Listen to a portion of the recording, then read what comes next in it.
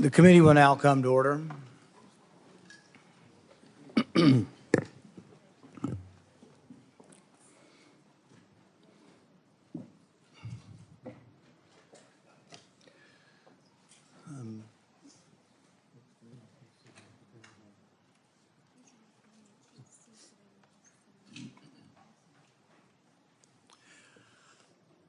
1 million Americans died from COVID-19. Some estimate as many as 15 million people died worldwide from COVID-19. Publicly, Anthony Fauci promoted the theory that the virus arose naturally, while privately, he was well aware of a mountain of evidence suggesting the virus originated in the lab. The American people deserve answers. The American people deserve to know why dangerous research was funded by NIAID in a totalitarian country, in a lab that lacked acceptable safety standards. The decision to fund dangerous gain-of-function research in Wuhan, China, will likely go down in history as perhaps one of the worst public health decisions. Frankly, the American people deserve an apology. I hope today Dr. Fauci will come clean, admit it was a mistake to fund dangerous research in China, admit that the risk of this dangerous research exceeded any possible benefits, ask forgiveness, and pledge to help our government devise safeguards so a man-made epidemic never happens again. Instead of an apology, you have for years avoided responsibility. Regarding the lockdowns, you argue that you did not personally issue every lockdown order, close every school, or impose every mandate. But officials across the country invoked your authority to justify these decisions. And you presented your recommendations not as judgments open to debate, but as dictates of science itself. Your own words demonstrate that you understood the influence you exercised. On March 14th, 2020, you wrote that the task force recommendations were driven by me, yourself, Deb, and CDC. The next day you wrote that you had convinced Mayor Bill de Blasio to close the New York City schools, so you were involved. That same night, Governor Gavin Newsom's chief of staff told you that the governor had decided to close California schools, bars, and restaurants after watching you on television. Presidents, governors, mayors, school boards, corporations, and Congress all bear responsibility for the decisions they made. The COVID lockdown, however, could never have been inflicted without you aiding and abetting the crime. Children lost years of education. Small businesses built over a lifetime disappeared. Patients delayed cancer screenings and other medical care. Families were separated from dying relatives. Workers were ordered to accept a medical procedure or lose their jobs. Worship assembly, employment, education, and travel were restricted in the name of science. While you did not impose every restriction, you used your public authority to justify them. While you concluded publicly that COVID occurred naturally, your private record tells a different story. In early 2020, your hand-picked virologist warned that the virus appeared to have been manipulated in the lab. In a conference call concerning the origin of the virus, all but 2 of the participants believed deliberate insertion was possible. Your concern was not merely theoretical. That same week, you led an urgent effort to determine whether your own agency had funded the research related to these experiments that were now under suspicion. Hours later, your assistant reported that the Wuhan experiments had indeed been reviewed and approved by the NIH. Those were not the actions of officials who believed that a research-related origin was an absurd conspiracy theory. They were the actions of officials urgently trying to determine whether their agency funding was connected to the research under discussion, connected to the pandemic. You could not hide that your agency had funded the Wuhan research or your long history of defending gain-of-function research. The only alternative left was to argue that COVID-19 did not originate in the Wuhan lab. You were not a detached observer. You had an institutional interest in the public believing that federally funded research had nothing to do with the pandemic. It was a conflict of interest from the very beginning. The authors of the proximal origin of SARS-CoV-2 privately had serious doubts about a natural origin. Within days, though, they flipped, and they all wrote in proximal origin that the virus was almost certainly not a laboratory construct. That paper was then used by the government and the media and you to discredit Americans who were asking the same questions that you and the authors were asking yourselves privately. You even cited proximal origin from the White House podium. You held it out as evidence that the virus could not have been engineered, but you didn't disclose your role in the discussions that preceded the writing of the paper. You did not disclose the author's original concerns. You did not reveal that you had been part of the paper, that you had read and offered editorial comments on the paper before it was published, before you began using it as evidence that it couldn't have originated in the lab. You did not disclose that you had immediately investigated yourself whether NIAID funding might be connected to the research. You did not tell the American people the full story. Duly released private messages indicate that the doubts with the authors and others didn't disappear after the publication. So while this was being waved at the White House to show that it couldn't come from the lab, the authors were still privately continuing to assign a meaningful probability to a laboratory origin, one thing in public and another in private. Some of the same scientists discussed avoiding email and carefully managing communications that might eventually be obtained under the Freedom of Information Act. The pattern is straightforward.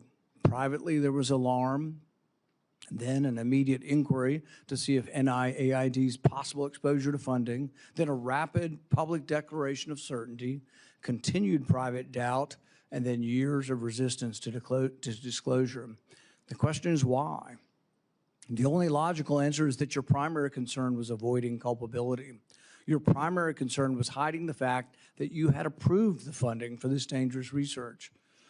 Your support of gain-of-function research is extensive and long-standing. In 2011, your agency funded Ron Fauci's laboratory when it mutated the avian flu until it could spread through the air between mammals.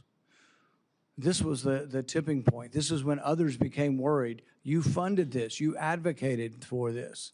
The federal government's own biosecurity board, though, recommended withholding the details of these experiments because of the danger the research posed. People were concerned that publishing it was publishing a roadmap to creating bioweapons around the world. But you sided with the gain-of-function scientist Fauci and argued that the benefits of publishing the research far outweighed the risks. You defended this avian flu transmissibility experiments as critical research. You wrote that even if a scientist became infected and triggered a pandemic, the benefits of the gain-of-function experiments outweighed the risk. In 2014, your agency, NIAID, began funding the Wuhan bat coronavirus work. In 2015, Ralph Barrick and the Chinese scientist Shi Zhengli published NIAID-supported research combining a bat coronavirus spike protein with a SARS backbone. The resulting virus could infect human airway cells. It's a novel virus that now can infect human cells. It gained transmissibility, it gained function. In 2018, the same group of scientists, EcoHealth, Barrick, Shi, and their collaborators submitted the diffuse proposal, which involved the insertion of a furin cleavage site into the coronavirus. DARPA rejected it as too dangerous. When COVID was sequenced, though, early on in January of 2020, within days, scientists discovered that, lo and behold, it had a novel furin cleavage site, just as had been proposed in the diffuse project. This was either an extraordinary coincidence or a smoking gun, evidence that the Chinese had created COVID-19. It made the laboratory origin question more legitimate, and it made your categorical public denials indefensible. On May 11th, 2021, you told the Senate, the NIH has never, ever, and does not now fund gain-of-function research in Wuhan, in the Wuhan Institute of Virology. When I gave you the opportunity to correct the record, to reconsider the statement, you responded that you had never before lied to Congress. We were then told that Only the government's narrowest regulation of definition counted here, that you could define gain of function in one way in which this wasn't gain of function, in which all of the common sense of the world would be thrown out, all of the idea that the mice were dying and the virus was more transmissible didn't matter because you had a technical definition that allowed you to fund it. But the real question is, was it dangerous? Was it a wise decision to fund this? And you haven't deviated from that. You've never admitted that it could have been a mistake funding this research in China. The American people weren't asking for a semantics debate over what is gain of function. They were asking, does common sense say this research was dangerous in Wuhan? They wanted to know whether their money-funded experiments in Wuhan that made bat coronaviruses better able to infect humans. The answer is yes. They wanted to know whether NIAID adequately supervised their work. The answer is no. When you defended this research, you described its benefits in the broadest terms. But when Congress demanded accountability, you hid behind the narrowest possible definition. You can't have it both ways. Your conduct concerning federal records raises further questions. It is a crime to destroy federal records. Yet our investigation reveals your assistant diligently reported that she deleted tons of emails. In 2024, you testified that you did not delete federal records. Who's telling the truth, you or your assistant? The committee has obtained repeated instructions from you telling federal officials to delete communications. On February 2nd, 2020, one day after Origin's call, you told Francis Collins, please delete this email after you read it. The committee asked for your voluntary cooperation to come today. Your appearance had to be compelled by subpoena. You're here today under duress. You are here today because of the court ordering it. President Biden issued you a sweeping pardon extending back to 2014, the same pardon he gave to his son Hunter. A pardon may protect a person from criminal prosecution, doesn't rewrite history. It does not erase documents. It does not convert a misleading statement into a truthful one. And it does not prevent Congress from establishing what happened. There will be another pandemic. There will be another crisis. And there will again be officials who insist that uncertainty must be hidden for the public's own good. They will demand obedience. They will invoke science. I am the science, as though it were a commandment. They will argue that government officials cannot be questioned because questioning them would undermine public trust. They have it backwards. It is secrecy that destroys trust. It is arrogance that destroys trust. It is censorship that destroys trust. And it is the refusal to admit error that destroys trust.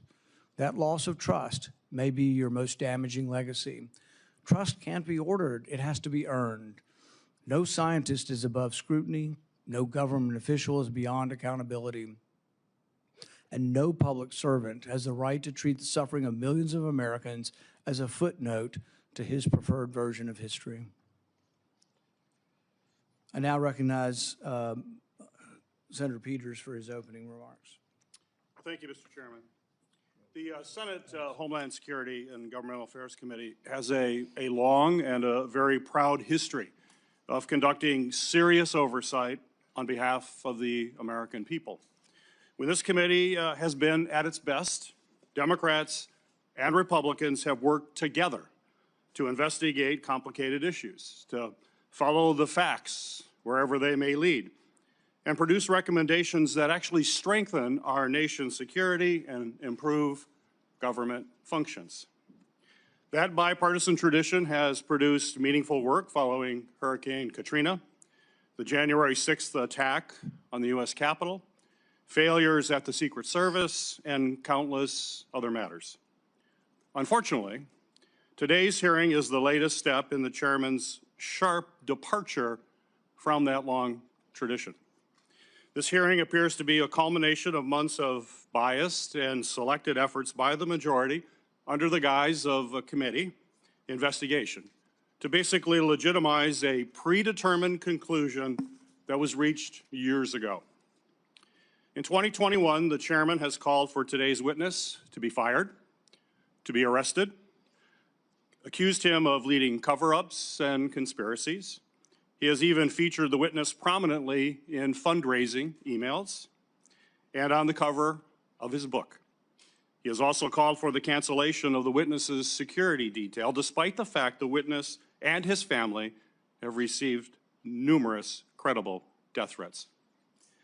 When I served as chairman, Senator Paul and I launched a bipartisan biosecurity investigation that included oversight of risky research and the origins of COVID-19, because we agreed that the committee's work would be stronger if we did it in a bipartisan manner and just followed the facts. That was and continues to be an area of legitimate and certainly needed oversight. As chairman, Senator Paul has taken the opposite approach. He has abandoned longstanding practice by blocking minority participation in committee oversight actions and has chosen to selectively release committee records that the minority has never had any access to in order to support his pre-drawn conclusions. The chairman has repeatedly excluded committee's minority and withheld documents and evidence from members that are entitled to receive them, disregarding longstanding Senate rules and committee precedent that have preserved the credibility of our oversight in this committee for decades. I have raised these concerns directly with the chairman because it's not just what we investigate that matters, but how we conduct that investigation. That also matters. One-sided investigations designed to validate predetermined conclusions do not serve the American people who sent us to actually uncover the truth and to solve problems. I wrote to the chairman requesting that he adhere to committee rules. But instead of addressing concerns that I raised, he removed part of the committee's website from the public view.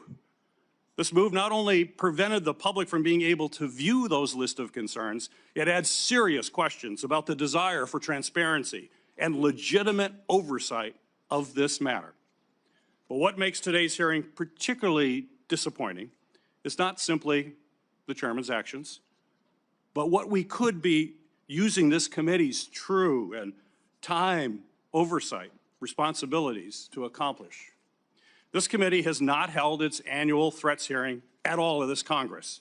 We have not held a budget hearing for the Department of Homeland Security. There are important hearings that we would have the opportunity to discuss as to how to strengthen our Homeland Security across the board.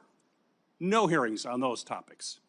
Instead of focusing on the national security challenges that we are facing in our country right now, today's hearing looks backwards, revisiting questions this committee has already examined, including through bipartisan work that Senator Paul and I conducted together when I served as chairman of this committee. But rather than building on that work to strengthen our preparedness against future disasters, we are instead relitigating the past. COVID-19 exposed serious deficiencies in our nation's public health infrastructure. We know that. More than 1 million Americans lost their lives, and this committee should absolutely continue to examine how we can better prepare our nation against future biological threats. Those are the kinds of forward-looking, life-saving questions that will help our nation be better prepared to protect the health and the safety of Americans when the next emergency occurs. Unfortunately, at this precise moment, we should be strengthening our capabilities. The Trump administration seems to be doing everything in their power to actually weaken our capabilities. The administration has hollowed out the public health workforce. They have fired, pushed out, and cut funding for public health personnel, shrinking the CDC workforce by a quarter. Thousands of experienced scientists have left government service, and with them has gone critical institutional knowledge that cannot be easily replaced, certainly not quickly replaced. The administration, thanks to political operatives like Russell Vought, has slashed or illegally withheld funding for life-saving medicines and cutting-edge technologies that let us rapidly develop them during an emergency. Mr. Vought is now further politicizing the federal grant-making process, proposing to subject all federal grants, including those for disaster relief, housing development, and cancer research, to the whims of political appointees, not nonpartisan experts. All of this has left the American people more vulnerable to infectious disease threats, and we are already tragically seeing the consequences. Staffing and funding cuts have slowed the federal, state, and local response to ongoing outbreak of a foodborne parasite, which has sickened thousands in my home state of Michigan, as well as across the country.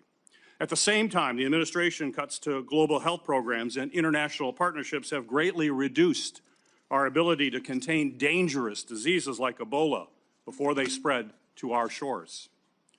We should be examining whether our federal health agencies have the personnel and the resources they need to effectively prevent, detect, and respond to these threats. We should be asking how to strengthen our biodefense efforts to deter our adversaries and prevent biological attacks against our country, and how our government can better coordinate and communicate during public health emergencies. These are the kinds of forward-looking matters that are worthy of this committee's time. Instead, we are here continuing the chairman's year-long focus on one individual. History tells us, unfortunately, another pandemic is all but inevitable.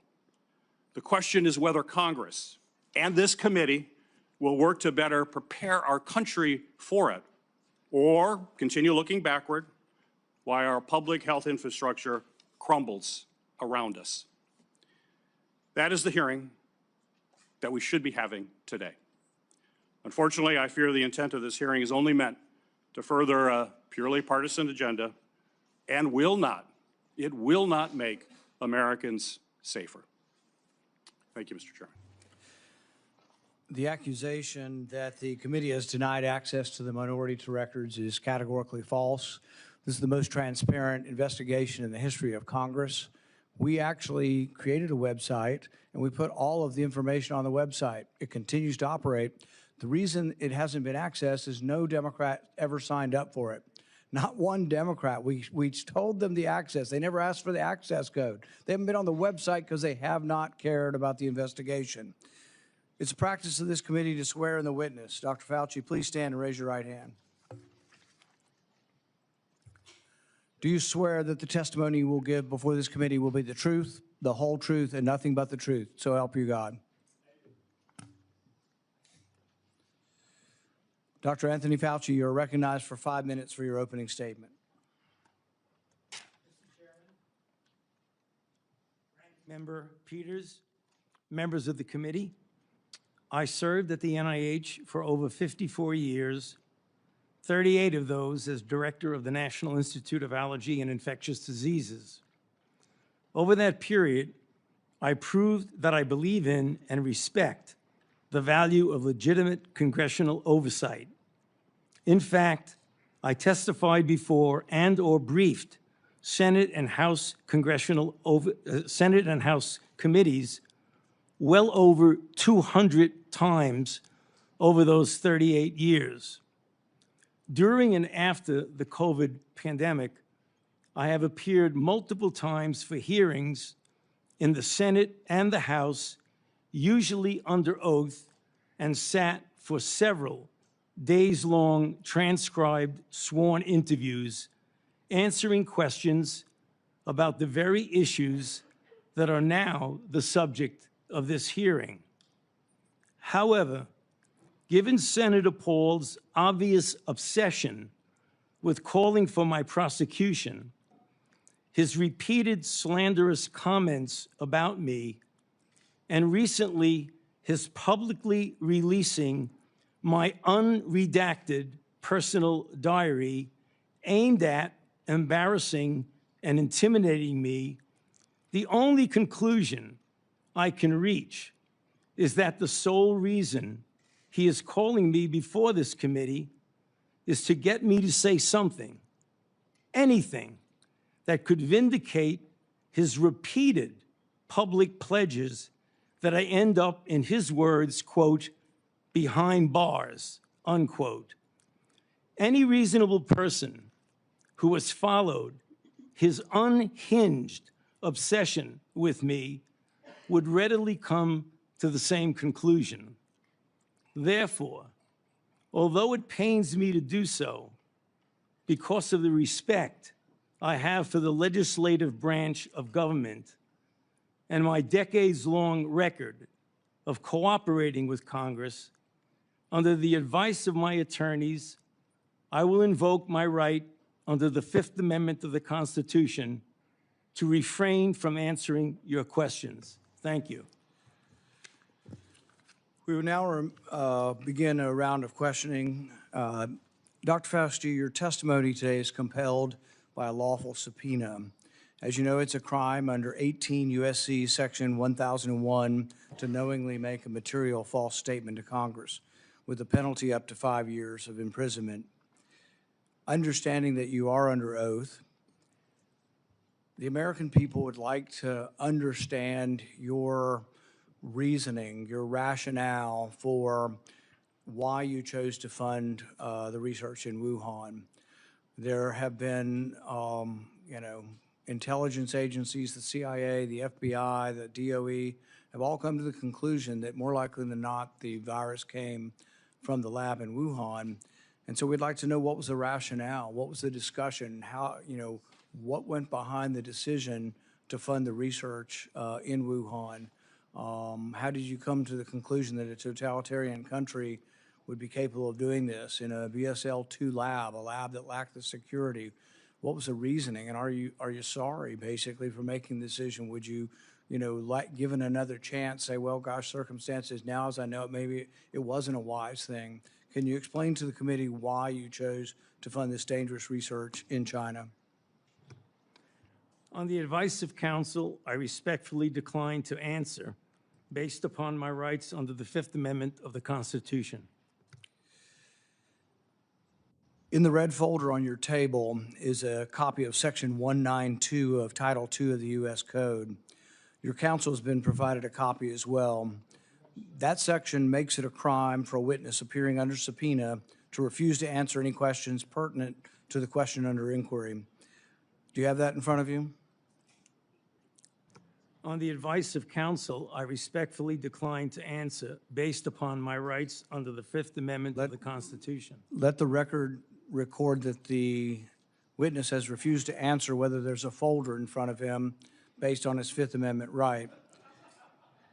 It is true that you're appearing under direction of our subpoena to provide testimony on matters under consideration by the committee, including the origins of COVID-19, risky life sciences research, and your tenure as a federal government employee.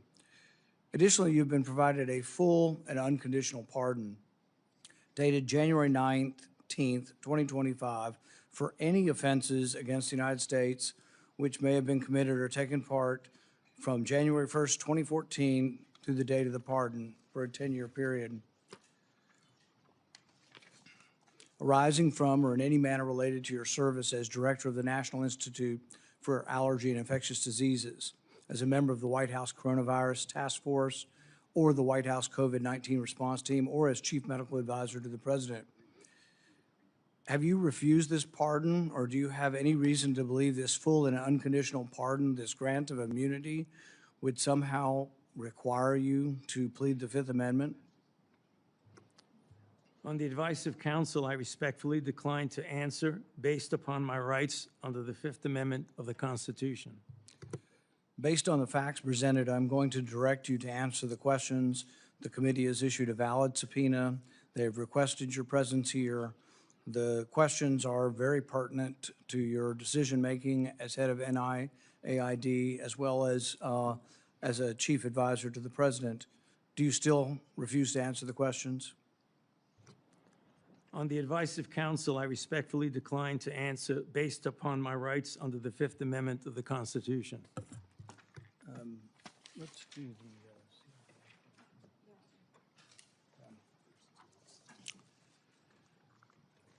Dr. Fauci, were you ever made aware of gain-of-function research on monkeypox being conducted at the National Biodefense Analysis and Countermeasure Center, NBAC, at Fort Detrick? On the advice of counsel, I respectfully decline to answer based upon my rights under the Fifth Amendment of the Constitution. Dr. Fauci, did the CIA ever transfer funds to NIH under an interagency agreement?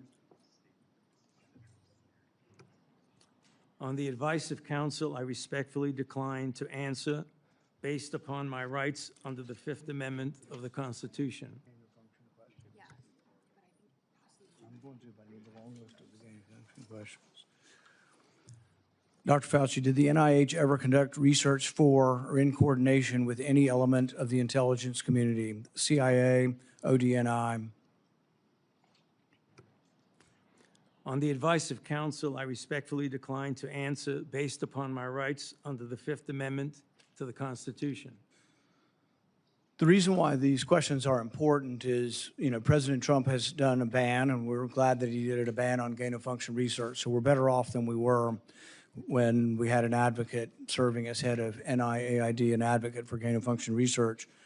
There is still, though, a question, though, whether or not the intelligence community is adhering to that order. There's a question of whether or not gain-of-function research is still ongoing.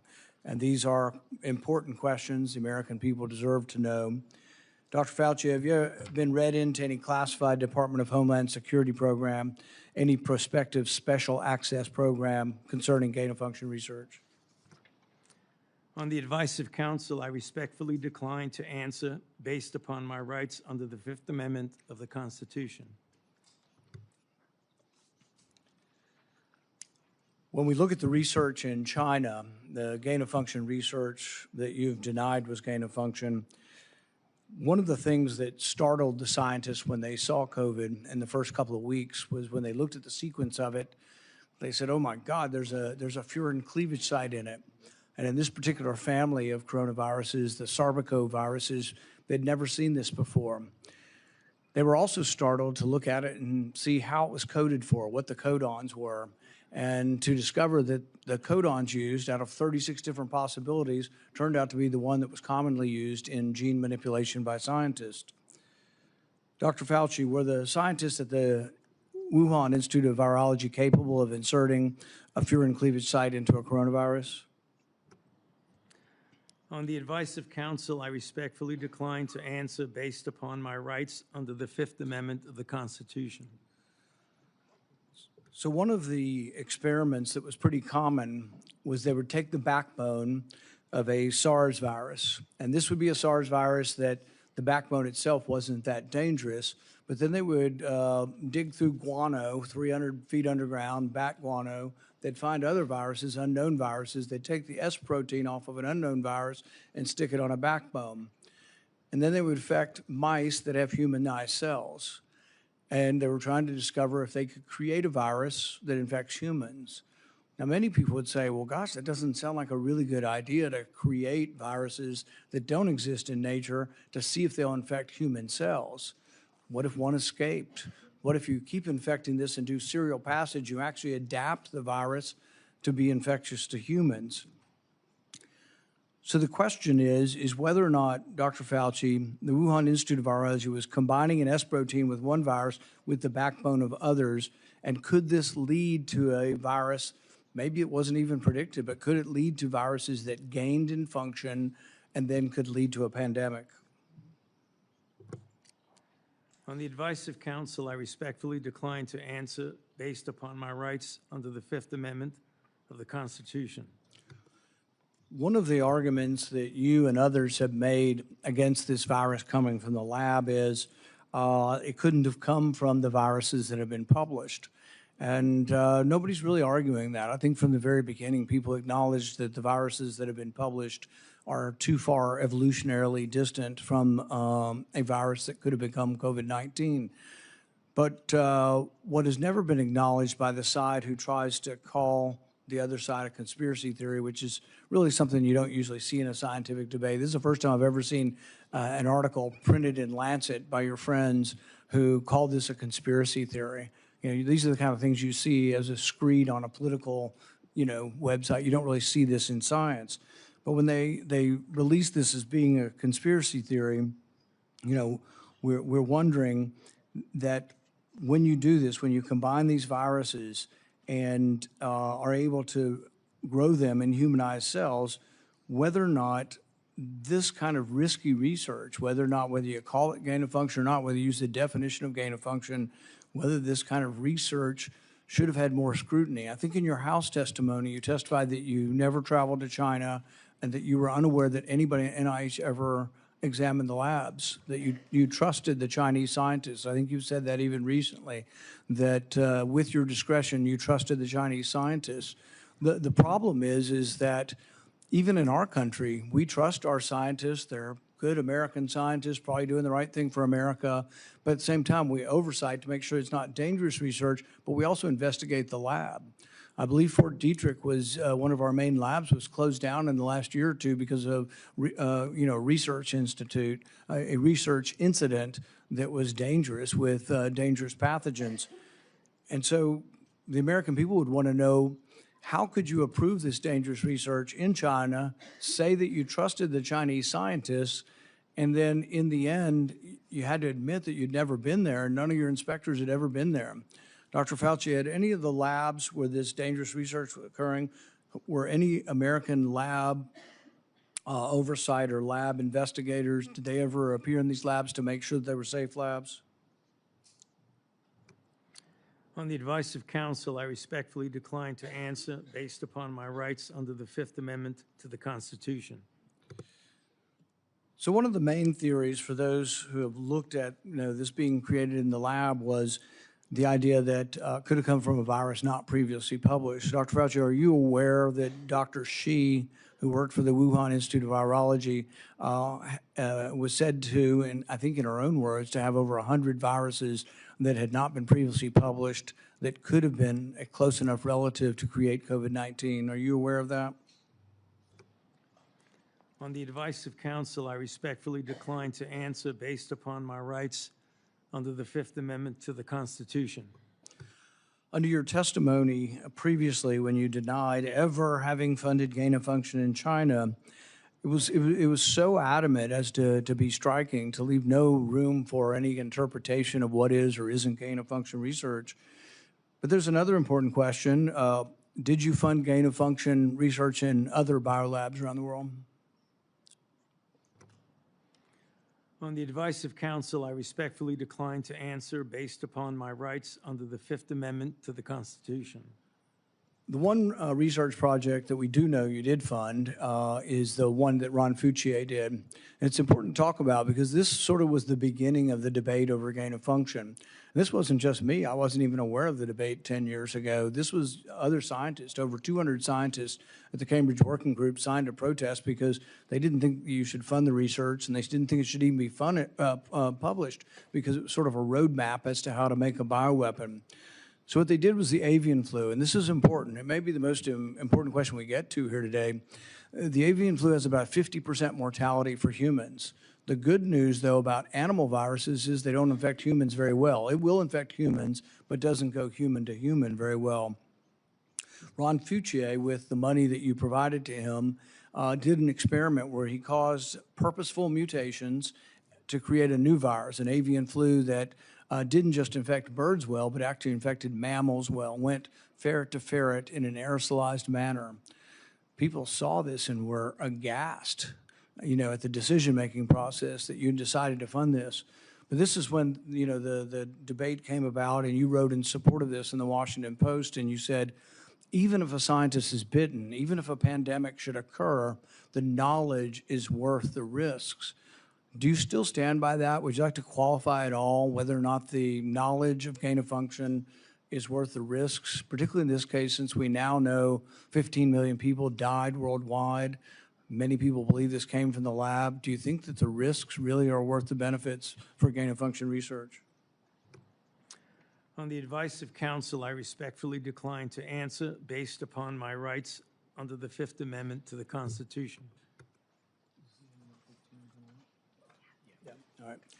We're going to finish with this question, and it's based really on that statement, that general statement in your support for gain of function, the idea that the benefits outweigh the risks. So there are many other people who disagree, and they aren't politicians or not, I don't know what party they're in.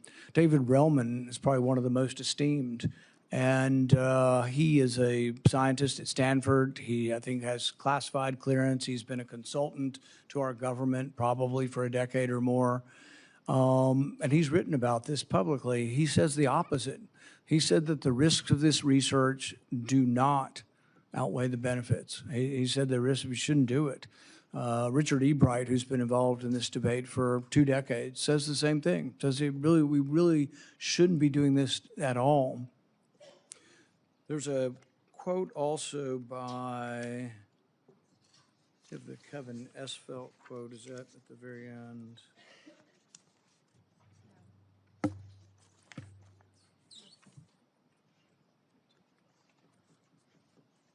Kevin Esfelt, who's a CRISPR scientist at MIT, also wrote about this gain of function. I implore every scientist, funder, and nation working in the field, please stop. No more trying to discover or make pandemic-capable viruses. No more experiments likely to disseminate blueprints for plagues.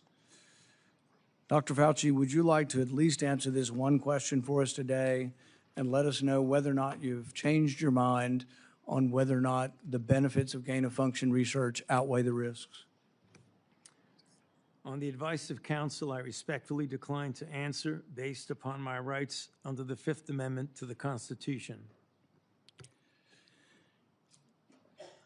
The chairman has denied your assertion of privilege and directed you to answer, but you nonetheless refuse and stand on privilege despite the existence of the pardon.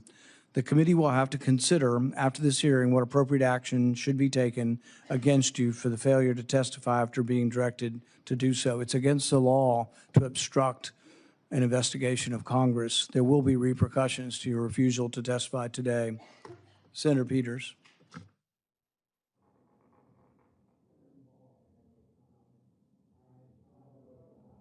You're not recognized. You're not recognized.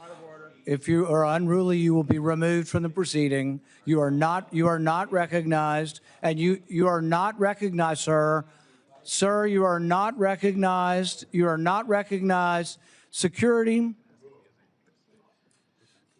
we'll hold off.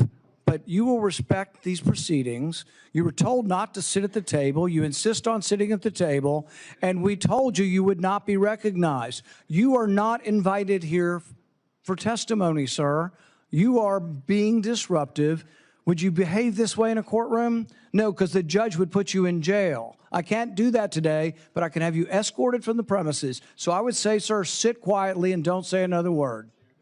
I said, sit quietly, you are not recognized. Another word and you're gone.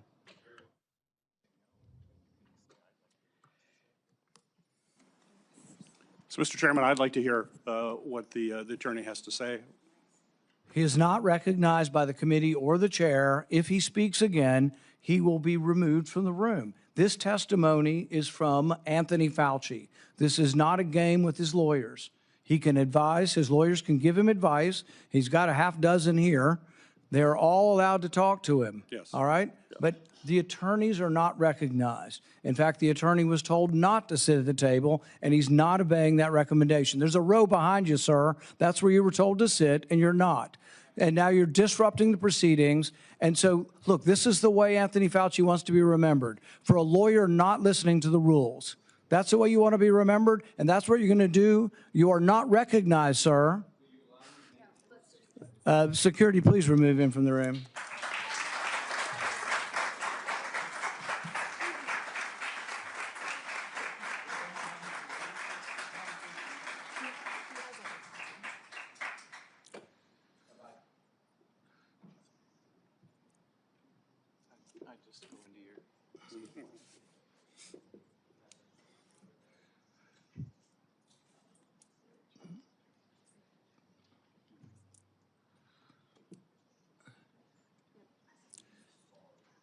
Let the record state that Dr. Fauci will still have the advice of the other half a dozen attorneys that he brought along today. Senator Peters. Thank you, Mr. Chairman. The COVID-19 pandemic is not the first or the last public health crisis to impact our nation. In December 2022, I released a report that identified significant failures in our federal government's preparedness and initial response to COVID-19.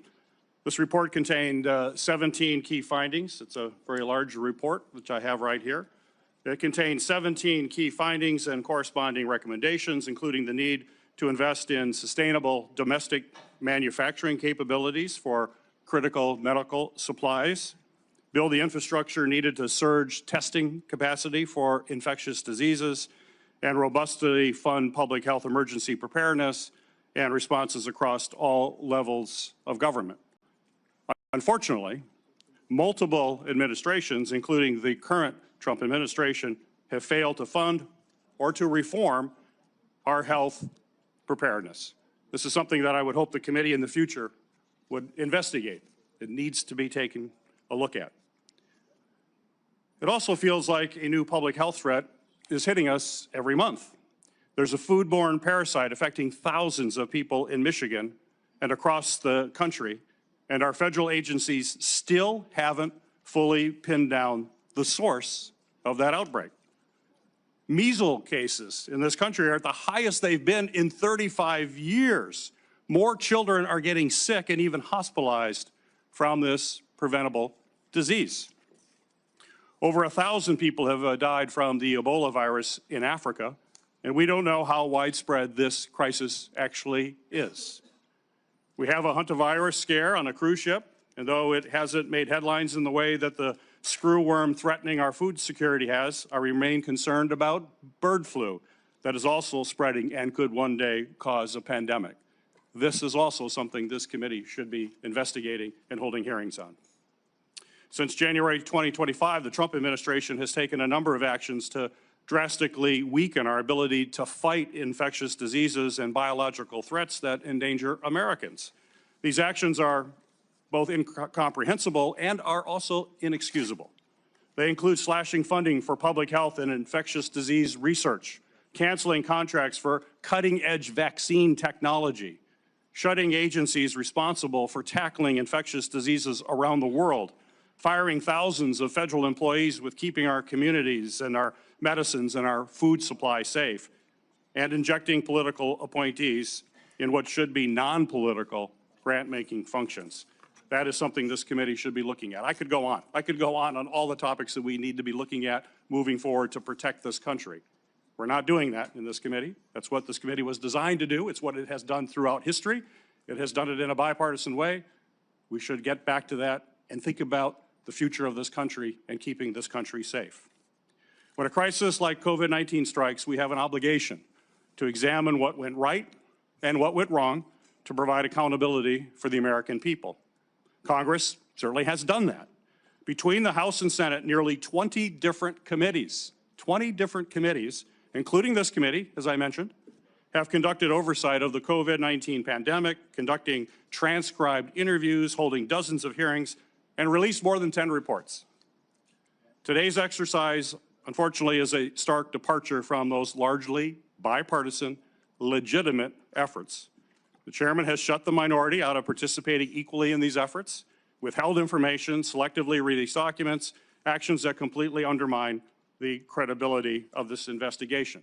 I will enter a record without objection, Mr. Chairman, a letter that I sent to you that detailed all of those areas that we have concern with and where we were shut out. Without objection. We'll provide other details as well. I think today's hearing, unfortunately, does real damage. It's tempting to turn one person into the scapegoat for a crisis that hundreds of officials across both the Trump and the Biden administration were responsible for handling. And it does so in a way that people that are facing death threats. This is only going to, unfortunately, deter other scientific experts from public service to understand that this is what they would have to go through as they provide their advice to us. We're not going to make our nation safer, and I hope that we can restore by doing these kinds of activities, and I hope that we can restore our legitimate bipartisan oversight that's going to help strengthen our public health and pandemic preparedness and other homeland priorities. That's what this committee needs to focus on. It hasn't the last year and a half. Let's hope it does in the future. Thank you, Mr. Chairman. Senator Johnson. Thank you, Mr. Chairman. Dr. Fauci, I hope the American people listen very carefully to Chairman Paul's opening statement.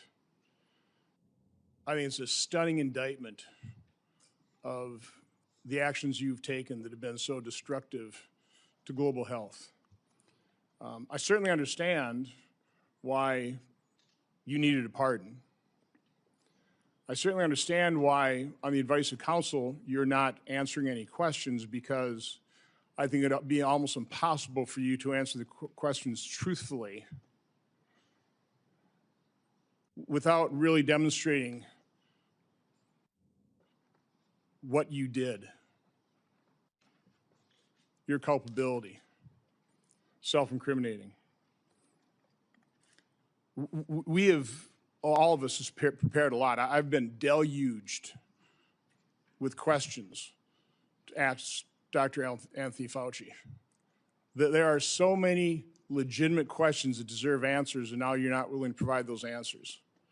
So with my limited time, I'm going to talk about things that my investigation have revealed that have not been adequately answered, and quite honestly, haven't been adequately covered by the legacy media. I'll kind of combine the questions into kind of one, but you know, I certainly, let's put up the last COVID chart.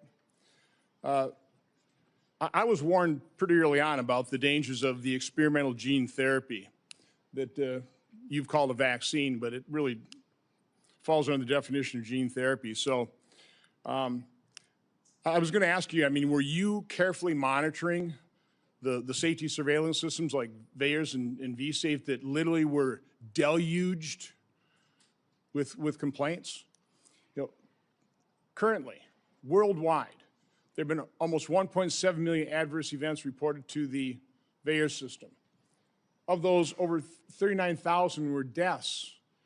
And of those deaths, 24% occur on the day of vaccination within 1 or 2 days. 24%, which, by the way, just happens to be the same percentage that a Rasmussen poll pointed out the American public believe 24% of the American public believe they know somebody who died of the experimental gene therapy. So again, I was certainly interested in asking you whether or not you were following this as carefully as I was. It's not my responsibility to follow safety surveillance systems, but I did. And by the way, when I published, this is actual government information. When I published it and people had me on their shows, they would be censored by Facebook. They would be deplatformed. I think largely at the behest of the actions you took to make sure that disinformation wasn't spread. This wasn't disinformation. This was the truth.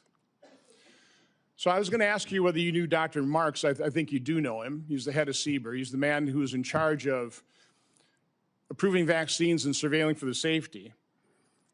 My investigation shows that on March 1st of 2021, less than 3 months after the emergency use authorizations, he was warned by Dr. Anna Scharsman, data mining expert, that the algorithm they were using to analyze VAERS data was going to hide in mass safety signals. 26 days later, and 3 months consecutively after that, they did data runs with a new algorithm that unmasked those safety signals. They showed dozens of safety signals, including sudden cardiac death, cerebral artery occlusion, basal ganglia stroke, agonal rhythm, Bell's palsy, and pulmonary infarction. Your diaries now show that you actually suffered pulmonary infarction in, I think, probably June 2021. I was just wondering whether it ever went through your mind that maybe that injection, all those boosters you took, might have caused that. You know, and the question I was going to, and I'll ask this question, were you ever made aware of the fact that Peter Marks was warned that the algorithm was going to hide the safety signals?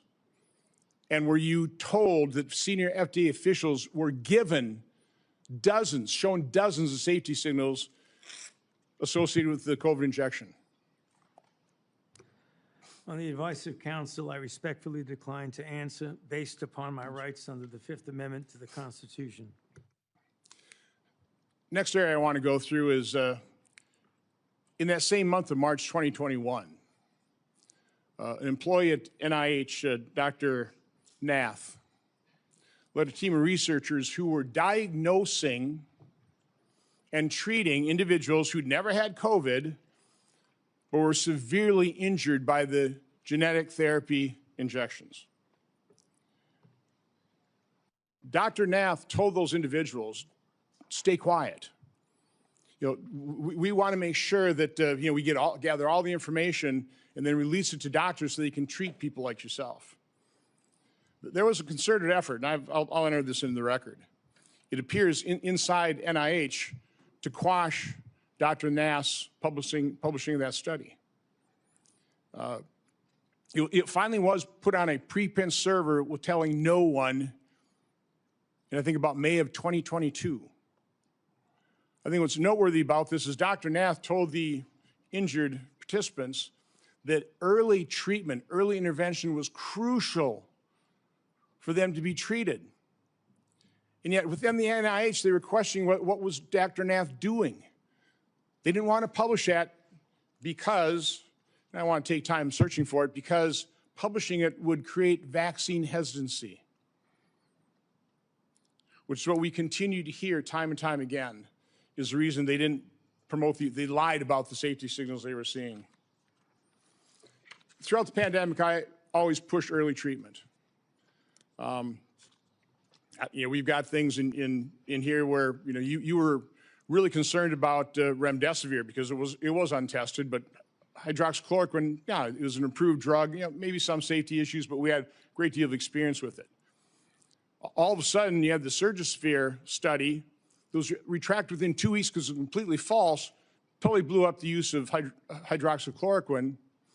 And then when it comes to ivermectin, which, by the way, because I was contacted by so many people, I referred them to doctors who actually had the courage and compassion to treat vaccine-injured individuals.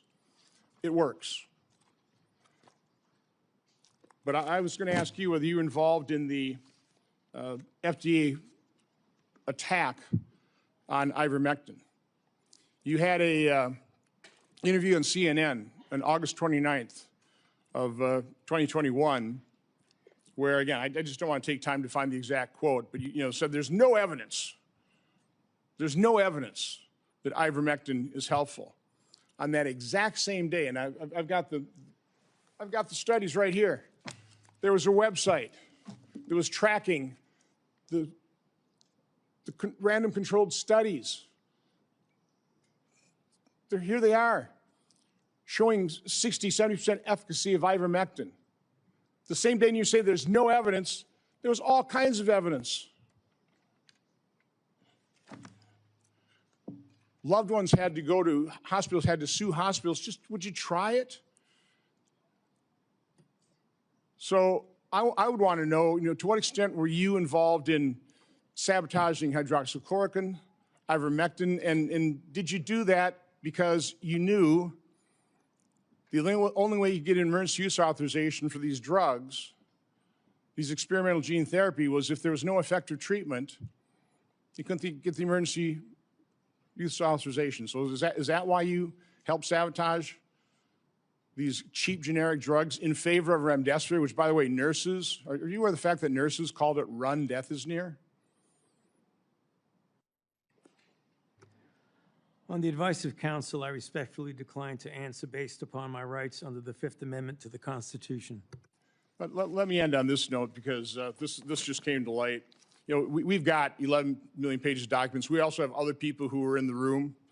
But now you actually lied to your own diary. On March 27, 2020, you wrote in your diary, "To my surprise yesterday, the POTUS sent a letter to governors outlining a plan to reopen county by county while monitoring the spread of virus in the low-risk counties. This was half-baked and never shown to Deb or I before it was sent out." So we have evidence that, in fact, you were fully aware of it and certainly approved it, if not authored it. So I was just simply asking you, I mean, is that true? I mean, did you literally lie to your own diary? Did you know of that letter sent out to governors about reopening county by county? And again, Mr. Chairman, I'd ask you to ask the witness to just answer that one simple question. On the advice of counsel, I respectfully decline to answer based upon my rights under the Fifth Amendment to the Constitution. Thank you, Mr. Chairman. Senator Hassan. Thank you. Dr. Fauci, I want to start by thanking you for more than 50 years of service to this country at the National Institutes of Health. And it is unfortunate that you have been put in the position that you are in today. And it must be enormously frustrating to know that this hearing is designed to entrap you. It must be very frustrating for your attorneys to hear the chair's mischaracterization of the legal issues and posture that impact your decisions at the witness table today.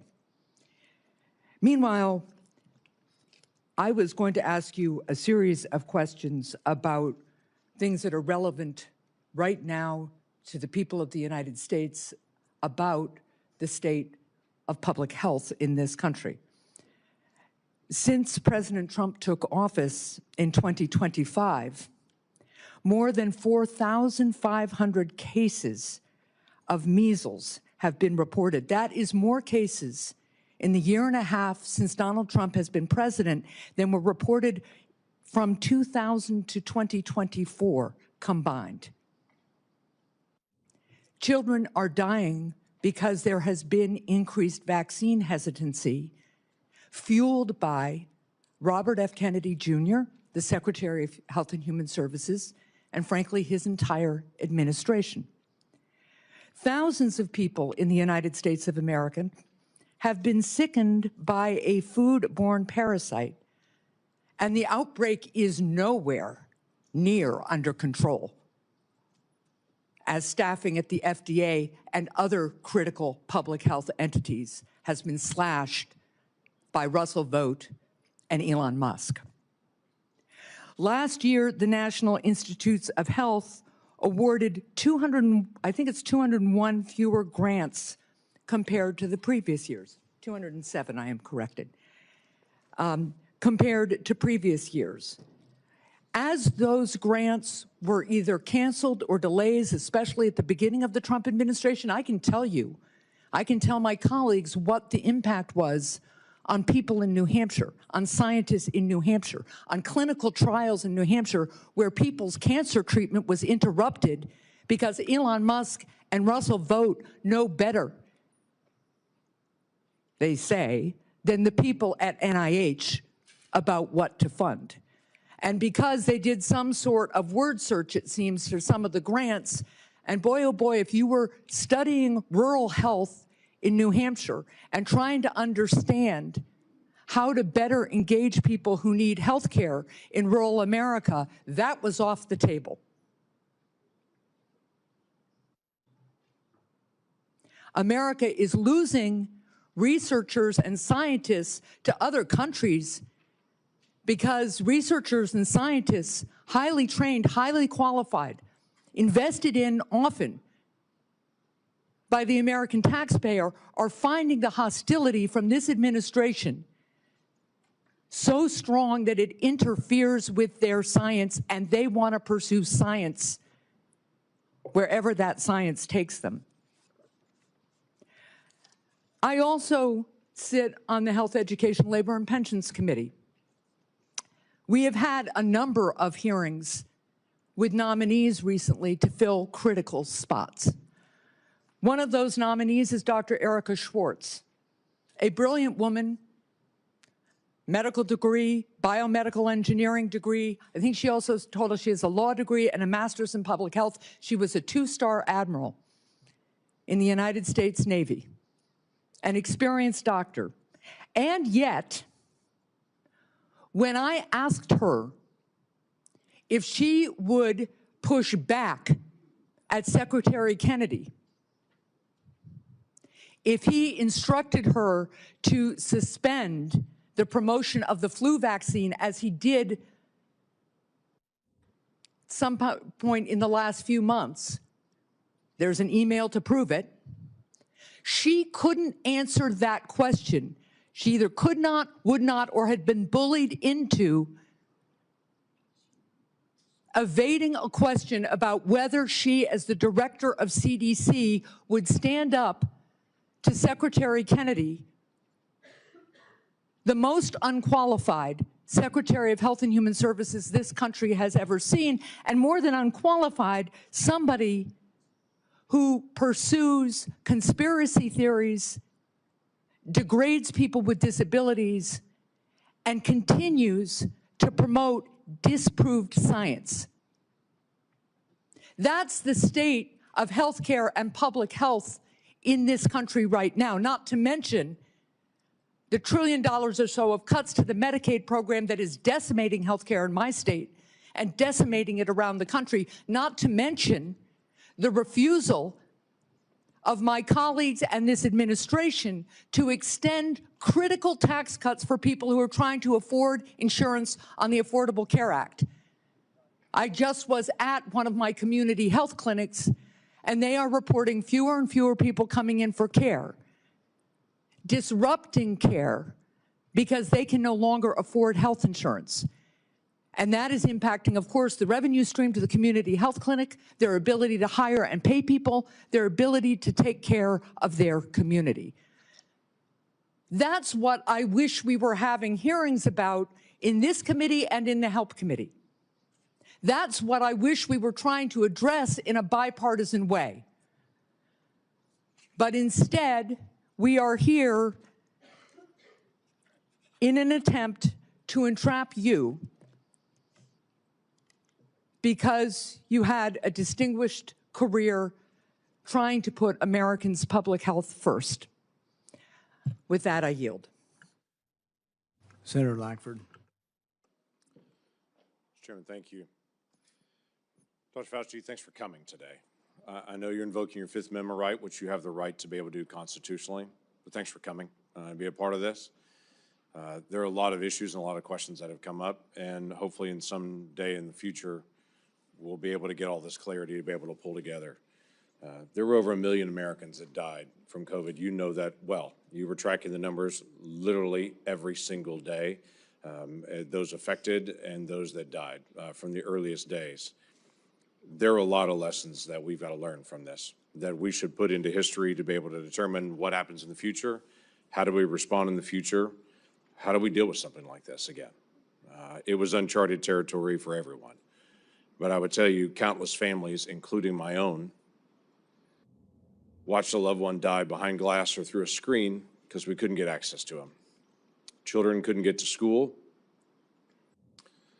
People missed their prom or graduation ceremonies. There were lots of things that happened that dramatically changed the future of the country. The mental health issues that we have continued to deal with from the isolation have been profound. Even something as simple as children that wore masks or around adults wearing masks for all that time are slower in learning language now because they couldn't watch someone's lips moving, and so they're slower in that. Amazingly enough, churches and places of worship were forced to be closed down. There were even churches that met where the pastor preached in the parking lot and the congregants all met in their cars with windows up, and police came and scattered them and said, "You can't be here." The simple act of social distancing became an issue as everyone guessed what's the right distance to be away from someone else. Literacy rates have declined. All these things are results, not to mention the loss of lives and the health experiences that have been out there for many Americans. So there are legitimate questions. I wanted to be able to raise some of those to be able to walk through some of this because it has been very, very challenging. As we've gone through some of your notes and your diary and other things that are out there, we're trying to be able to pull bits and pieces of things to be able to learn lessons. On May the 6th, 2020, you wrote at that time, I had a conversation with Robert Redfield, who, as you know well, was then the director of CDC, about the fact that greater than 1 million children worldwide have missed their measles vaccination because of the shutdown. You stated, this is terrible and needs to be addressed, since on that basis alone, there would be far more excess deaths from measles among children than coronavirus deaths among children. I need to bring this up to the TF, the task force. Did you ever have an opportunity to bring up the potential of measles deaths among children and an infection rate going around the world from measles based on the fact that so many children would not get their measles vaccine because of the shutdown? I'm sorry, Senator, but on the advice of counsel, I respectfully decline to answer based upon my rights under the Fifth Amendment to the Constitution. That is your right to do. One of the big issues that's really coming up is on the lab issue. This was greatly discussed about whether this came from a lab or whether this came from nature. There are obvious issues and differences between the two to be able to know this. You had a lot of conversation on this. Scientists around the world were in conversation on this. There were different statements that you even made in your private notes and your public notes on it. In January the 26th of 2020, this is before we had our first tragic death of coronavirus in the United States, you wrote, "It now appears using epi data that the genomic data, the first infection was in early December and was not connected to the market," which was the big rumor that was out there. It was this wet market in China. We know the market was not the source, it was the amplifier. On January the 31st, you wrote about a phone call. You wrote, "The people on the phone felt the mutations around the furin cleavage site of the spike protein could not have occurred naturally since it would require an evolutionary jump that they found nowhere in bat isolates. They bring up the possibility this could have been deliberately inserted and either accidentally released or deliberately released by a crazy person in the lab, the former being the most likely." February the 1st, same year, 2020. This is again still before our first death. There was not total agreement about the likelihood of deliberate insertion. Ron said he was sure that this could occur naturally and we should not waste our time and divert our effort to pursue this. This is expected of him since he was the original gain-of-function person with Yoshi. Also, Christian was with Ron. The rest felt deliberate insertion was possible, and given the fact that Dr. Jingling Shi at the University of Wuhan has been working for years in gain-of-function in coronaviruses to allow adaptation of the spike protein to bind to the human ACE2 receptor, we could not let this go. That's a remarkable statement for February the 1st of 2020, when there hadn't even been the first death here, but we knew something was moving. You knew well that something was moving. You identified February the 1st before any of us had ever heard of the Wuhan lab, not only the Wuhan lab in the conversation, but literally the scientist that you named in your own notes, the lead scientist that was there. It's interesting to me on that, and the questions I was going to ask you was just your background and knowledge about the Wuhan lab and Dr. Shi and all the details. I'm aware of where you have been on trying to be able to plead your Fifth Amendment right, which is your right to be able to do.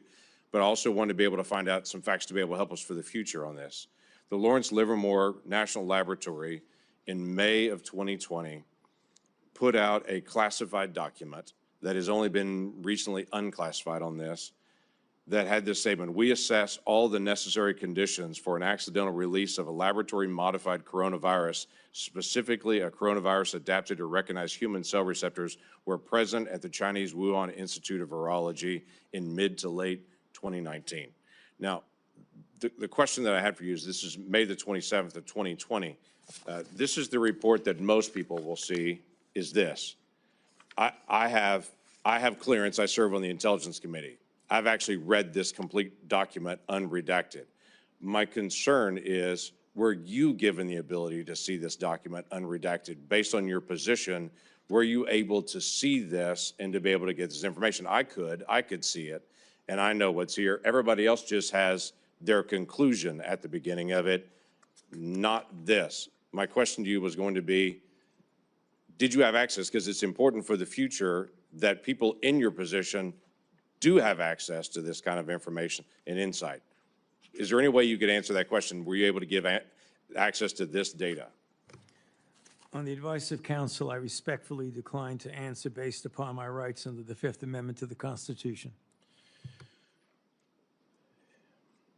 You wrote on January the 26th of 2020, "We should be allowed to send our CDC epidemiologists to China to work with them so they could see the data firsthand."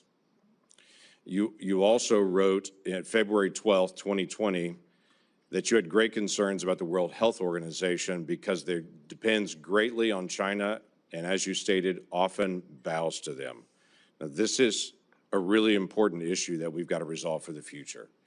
It's not just our cooperation with Chinese scientists, it's our acknowledgement that China covered up their data, wouldn't allow our scientists to be able to come in. They cleaned up the wet market. They cleaned up the other areas. They wouldn't allow you to get access to all the other scientists who are there, including their health records, what happened to them, or even all the sequencing that they had done in advance.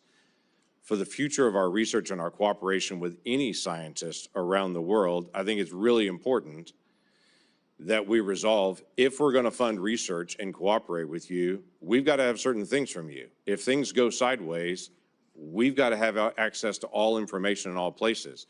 You were noting not only that China was affecting the World Health Organization and that China was bending them to their will, and so the World Health Organization was putting out data that you saw, at least at that point, as being from a Chinese perspective, covering up what was going on, but you also noted we weren't able to get access to all this information. We've got to be able to figure this out for the future to be able to make sure that research that is done, we have access to all information. If something goes sideways at some point, which clearly it did at the Wuhan Institute of Virology, and that being, as was noted by many people, the only lab in the world that was doing research like this that had a lower standard of actually their security standards there than many other labs around the world, yet they were doing this very dangerous research. What can we gain, and what advice could you give us to say in a future setting, we've got to make sure that we actually get information from people and we can be guaranteed that we're going to get that insight? Yes, sir. On the advice of counsel, I respectfully decline to answer based upon my rights under the Fifth Amendment to the Constitution. I yield back. Senator Blumenthal. Thank you, Mr. Chairman. I want to go back to the dark days of the coronavirus pandemic, one of the darkest days or times in our history. Hospitals were overflowing. Navy medical ships were docked in the Hudson River. Emergency rooms were forced into unprecedented triaging during the worst week of the pandemic, which happens to have been the last week of President Trump's first term. More than 25,000 Americans died of COVID-19. Easy to forget those dark days. But for the past 18 months, the Trump administration has been engaged in a campaign to rewrite this history. And today's proceeding, I fear, is part of that effort, one of the darkest days in our Senate's history. The Trump administration has launched a baseless set of smears against vaccines that help pull us out of that public health crisis, vaccines that are undoubtedly President Trump's greatest accomplishment. It has slashed funding to local public health departments that were on the front lines of the pandemic, and those healthcare workers are heroes. It has disparaged those heroes as woke or wasteful, and it has used a politicized Department of Justice to target the researchers who helped us track and understand the novel virus. Today's hearing is another page in that playbook, sadly, tragically. Dr. Fauci, you've spent 5 decades in public service, including nearly 4 decades in leadership at the National Institutes of Health, helping to conquer COVID-19, but also HIV, swine flu, Zika, Ebola, and other epidemics with real-life results saving human lives. Put aside all the flowery rhetoric that we hear in the United States Senate. Dr. Fauci has saved lives, as have public health officials in the United States and throughout the world. And today, we are demeaning and degrading their life-saving service. Republicans are eager to rebrand you as a villain in order to distract from their own failure to protect Americans from soaring healthcare costs. They've been rising astronomically in the last couple of years, and from unsafe food, which has caused cyclospora to spread, and resurgent measles as a result of the anti-vaccine policy. This hearing is the culmination of a years-long crusade, which started more than 6 years ago when Dr. Fauci dared to contradict President Trump. The campaign to vilify you, Dr. Fauci, is just one part of this larger campaign against science and facts, a campaign that has made Americans less safe. It is shameful that in a country like ours, a dedicated public service like Dr. Fauci has experienced persistent threats to his life since the pandemic because of the lies that are told about him. His attorney has been gagged, thrown out of this hearing room. But he has written a letter to the chairman that is an explanation for the reasons why Dr. Fauci is, in fact, invoking his constitutional right. It is a right. And I would ask that this letter from David Schertler and Danny Onato be made a part of the record if there's Without no objection. objection. His attorney has also issued a statement within the last half hour, I believe, that sets forth, again, the reasons that he is here to help protect his client's rights. And I would ask that that statement be made part of the record as well, Mr. Chairman. Without objection. Let's be very clear. The Fifth Amendment is a right of everyone appearing before an authority like this one. It should be respected. And the reason that Dr. Fauci has invoked it, in the words of his attorney, quote, during and after the COVID-19 pandemic, Dr. Fauci appeared at least a dozen times for congressional hearings in the Senate alone in answer to questions about the very issues on which you purport to seek information. He has been thoroughly transparent and consistent in providing factual information to Congress, and he is deeply familiar with the processes and protocols of sharing information with the legislative branch. And then, referring to the chairman, this years-long public crusade against Dr. Fauci makes one thing clear. This is not a serious effort to seek information from Dr. Fauci in a transcribed interview for a valid legislative purpose.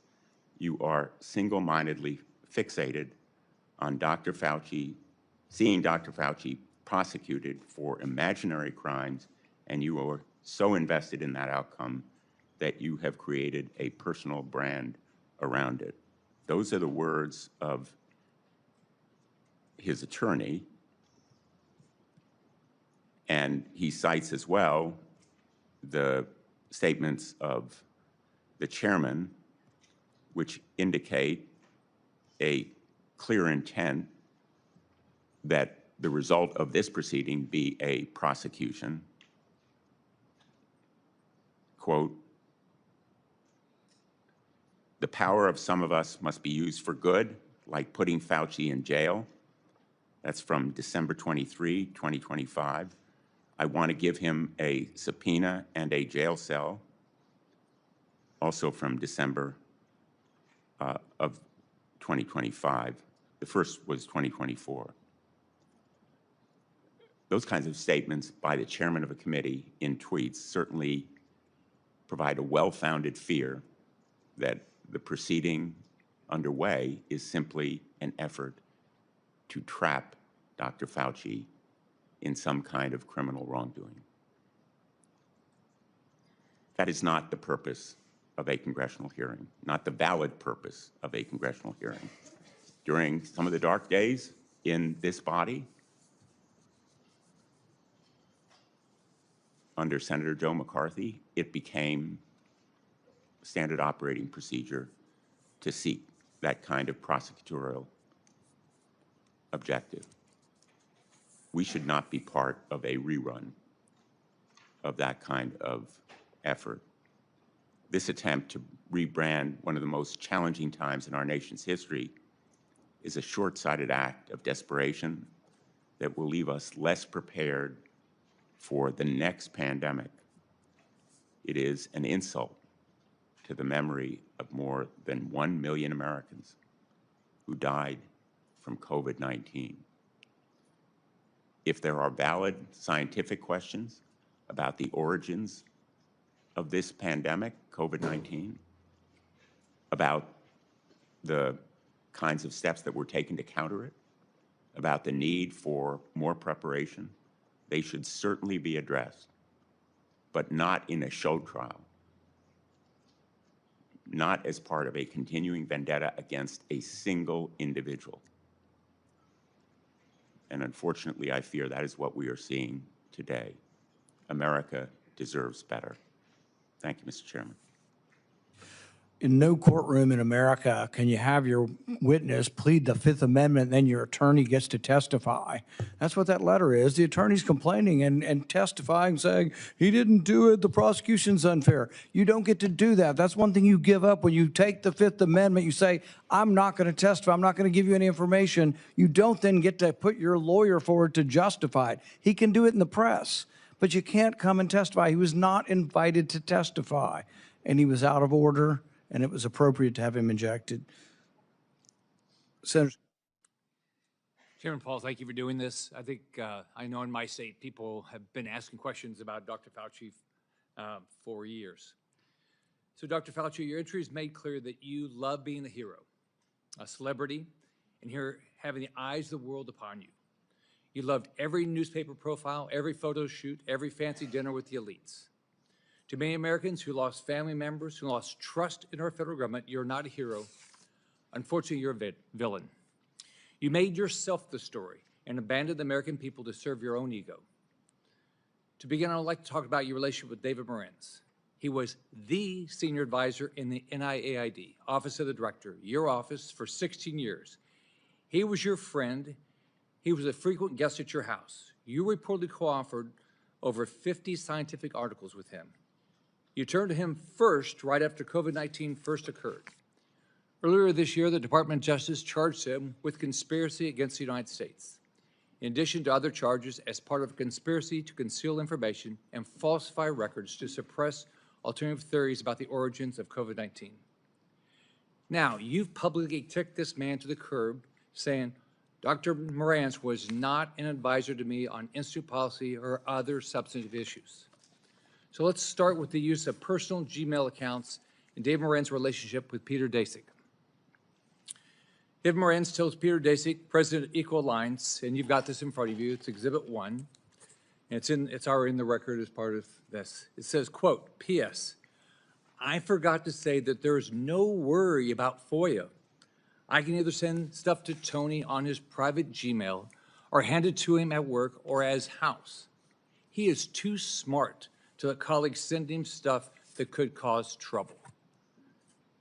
Dr. Fauci, did Dr. Morenz's relationship with Peter Daszak concern you? Yes or no?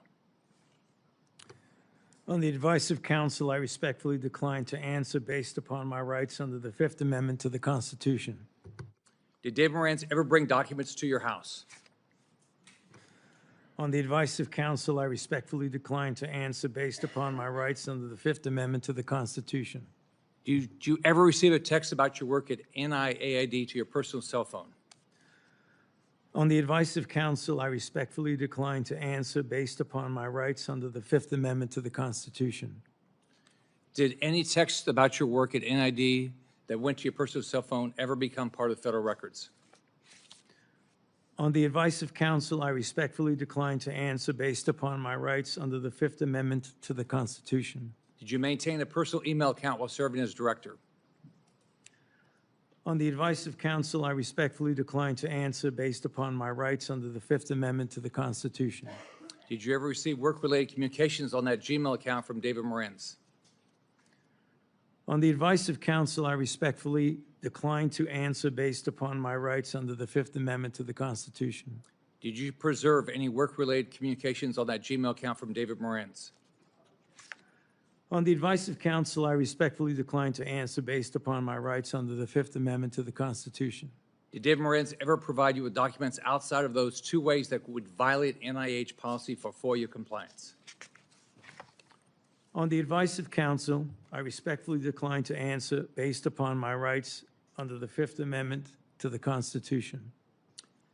Now let's look at two other communications. You emailed David Morantz on January 26, 2020, quote, "It is important that I speak with you tonight. Please call me at home." This is part of Exhibit 2 that you have in front of you. This email is sent the same day, the exact same day you write in an internal document, quote, "Now we know the market was not the source, it was the amplifier," unquote. Would you call the origins of COVID-19 a substantive issue? On the advice of counsel, I respectfully decline to answer based upon my rights under the Fifth Amendment to the Constitution. Did you discuss COVID-19 origins with David Morantz on this phone call? On the advice of counsel, I respectfully decline to answer based upon my rights under the Fifth Amendment to the Constitution. Now let's take a closer look at the last time you testified before Congress. This is part of what you have in front of you as Exhibit 4, which is part of the record. In June 2024, you testified to Dr. Morantz, quote, "Was not an advisor to me on institute policy or other substantive issues. Furthermore, his office is located in a different building from that of the NIAID director," unquote. Is that still your testimony today?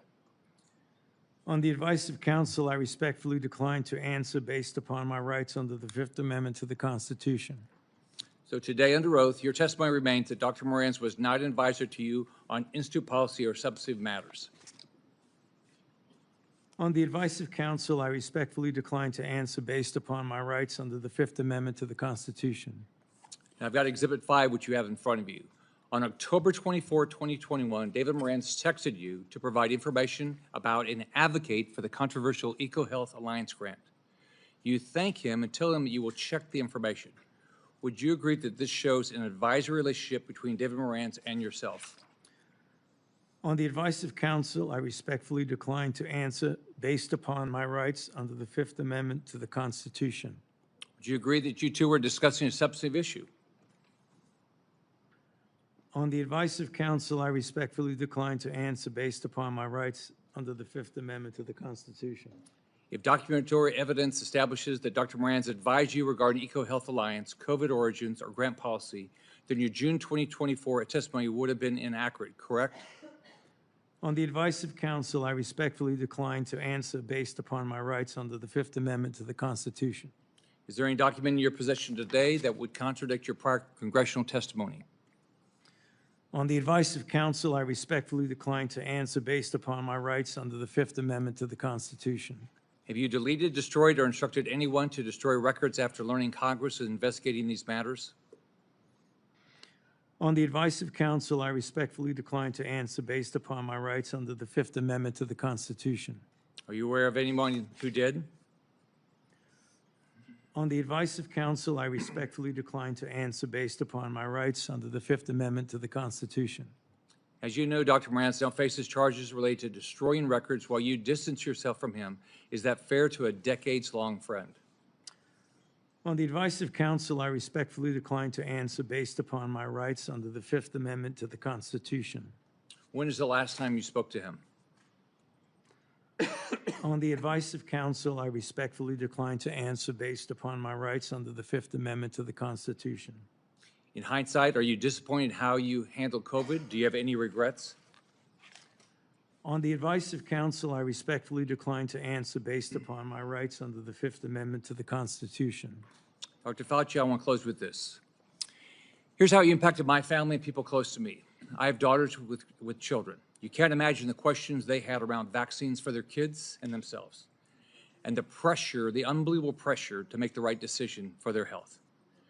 I can tell you pregnant women who worked with me were so scared because every time they went to the doctor, they were told something different about taking the vaccine, and you caused this.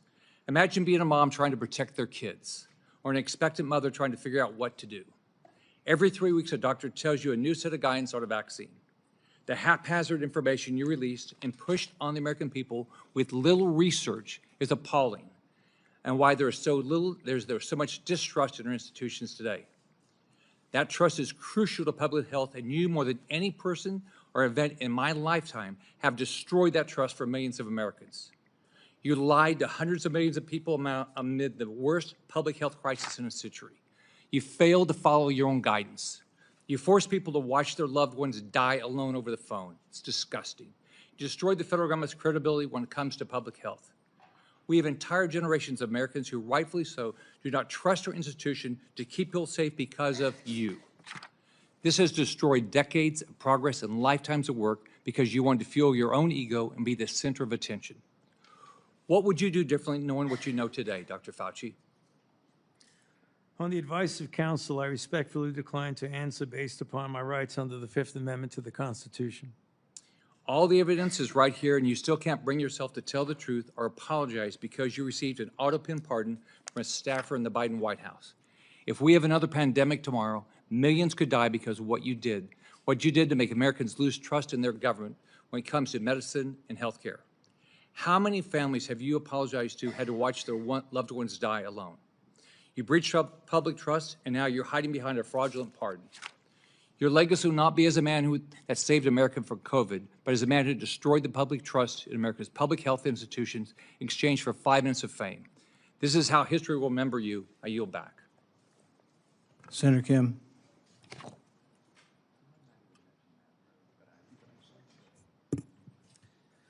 Thank you, Dr. Fauci, for coming on out in front of this committee. I know it's not what you would want. It's not what you deserve. I just want to say and start by just saying thank you to you for your service to this nation. I didn't know much about you prior to the pandemic. I came to learn about you from however many Americans did, but I also had the opportunity to talk to you and engage with you as someone who is a member of the Select Committee on the Coronavirus Crisis over in the House of Representatives. When I learned about your background, 38 years as the director of the National Institute of Allergy and Infectious Disease, appointed by President Reagan, served under 7 presidents, 4 Republicans and 3 Democrats. I admire that greatly. I myself had a chance to serve in the executive branch, serve in government under both a Republican president and a Democratic president. And I believe that we need more of that type of work, a place where we can understand our jobs not as coming from a place of partisanship and politics, but that of just public service. And right now, I feel the hyperpartisanship growing in this country in dangerous ways. I feel it much more present here on the Hill than I did back when I served as a nonpartisan career public servant at the State Department. And I worry about it. I worry about what kind of trajectory we're on as a country and what this causes when it comes next for public service and those willing to step up for our nation. And it's not just in the attacks, but we see it brought out with the cuts to funding, to the firing of federal workers, to the demonization of their motivations, people calling our public servants criminals, thinking that they are there solely to undermine others that are trying to engage. I look at it right now. You know, it's not just that the people are being attacked, our public servants being attacked, but that it's undermining the very nature of the work of governance. You know, these cuts to HHS funding, to NIH funding, to the grants, cuts to the researchers doing the critical work to find cures and medicines. These firing and these cuts, they're creating a chilling effect, honestly, a chilling effect for the next generation of people who might consider stepping up to serve our nation, to be the next generation of researchers who now are wondering whether or not this is the right thing for them to do at a time when they see some of their colleagues or those that they looked up to being attacked, their funding being cut. Researchers that I talked to who are now either leaving the country or considering leaving the country to do their work because of the sheer unpredictability of America. That this nation's so great, so powerful has now been crippled with this sense of unpredictability and unreliability. That is not the type of country that I hope we strive to be. I've raised this because these attacks upon Dr. Fauci, it's not just about him. It's sending signals to others who are thinking about serving our country, our scientists, our doctors, our healthcare professionals, our researchers, trying to show to them that if you don't get in line with the politics, that you will also potentially be subject to attacks. And from the work that he has done, from HIV/AIDS to Ebola to COVID, we've seen him try to engage in these crises. They're not easy, especially when it's a novel disease, when you don't know what comes next, a lot of unknowns, having to make decisions without the full breadth of knowledge we always wish we had in hindsight. But there is nothing perfect, no perfect clarity when it comes to pandemics, when it comes to crises. I worked in national security and wars and crises. I made judgment calls, gave my best advice to generals, to ambassadors, even to a president. Did I get it all right? No. Did I do my best? I did everything I thought I could with the information that I had. The public servants, they do this work because they love this country and that they strive to improve it. It's not an easy job, but it is because there is so much at stake in our country. But these public servants do it because they are in the arena. I just want to end by just reading a portion of this because I think it's important as we're thinking about how to be able to treat public servants through this country, to think through this. And in the words of Teddy Roosevelt saying, it's not the critic who counts, not the man who points out how the strong man stumbles or where the doer of deeds could have done them better. The credit belongs to the man who is actually in the arena, whose face is marred by dust and sweat and blood, who strive valiantly, who errs but comes short again and again, who spends himself in a worthy cause, who at the best knows in the end the triumphs of high achievement, and who at the worst, if he fails, at least he fails while daring greatly, so that his place shall never be with those cold and timid souls who neither know victory nor defeat. Thank you for your service, Dr. Fauci. I yield back. Senator Alling. Thank you, Mr. Chairman. Well, nothing says honesty like taking the fifth, huh, Doc? Let's try something. What day of the week is it today? On the advice of counsel, I respectfully decline to answer based upon my rights under the Fifth Amendment to the Constitution. What color tie are you wearing? On the advice of counsel, I respectfully decline to answer based upon my rights under the Fifth Amendment to the Constitution. What color's the carpet in front of you? On the advice of counsel, I respectfully decline to answer based upon my rights under the Fifth Amendment to the Constitution. Let's just get one thing straight. You don't have any rights under the Fifth Amendment because you've been pardoned, as you very well know. As the Supreme Court has been clear for a century and more, Brown versus Walker, 1896, when he has been pardoned, he may not stand upon his privilege.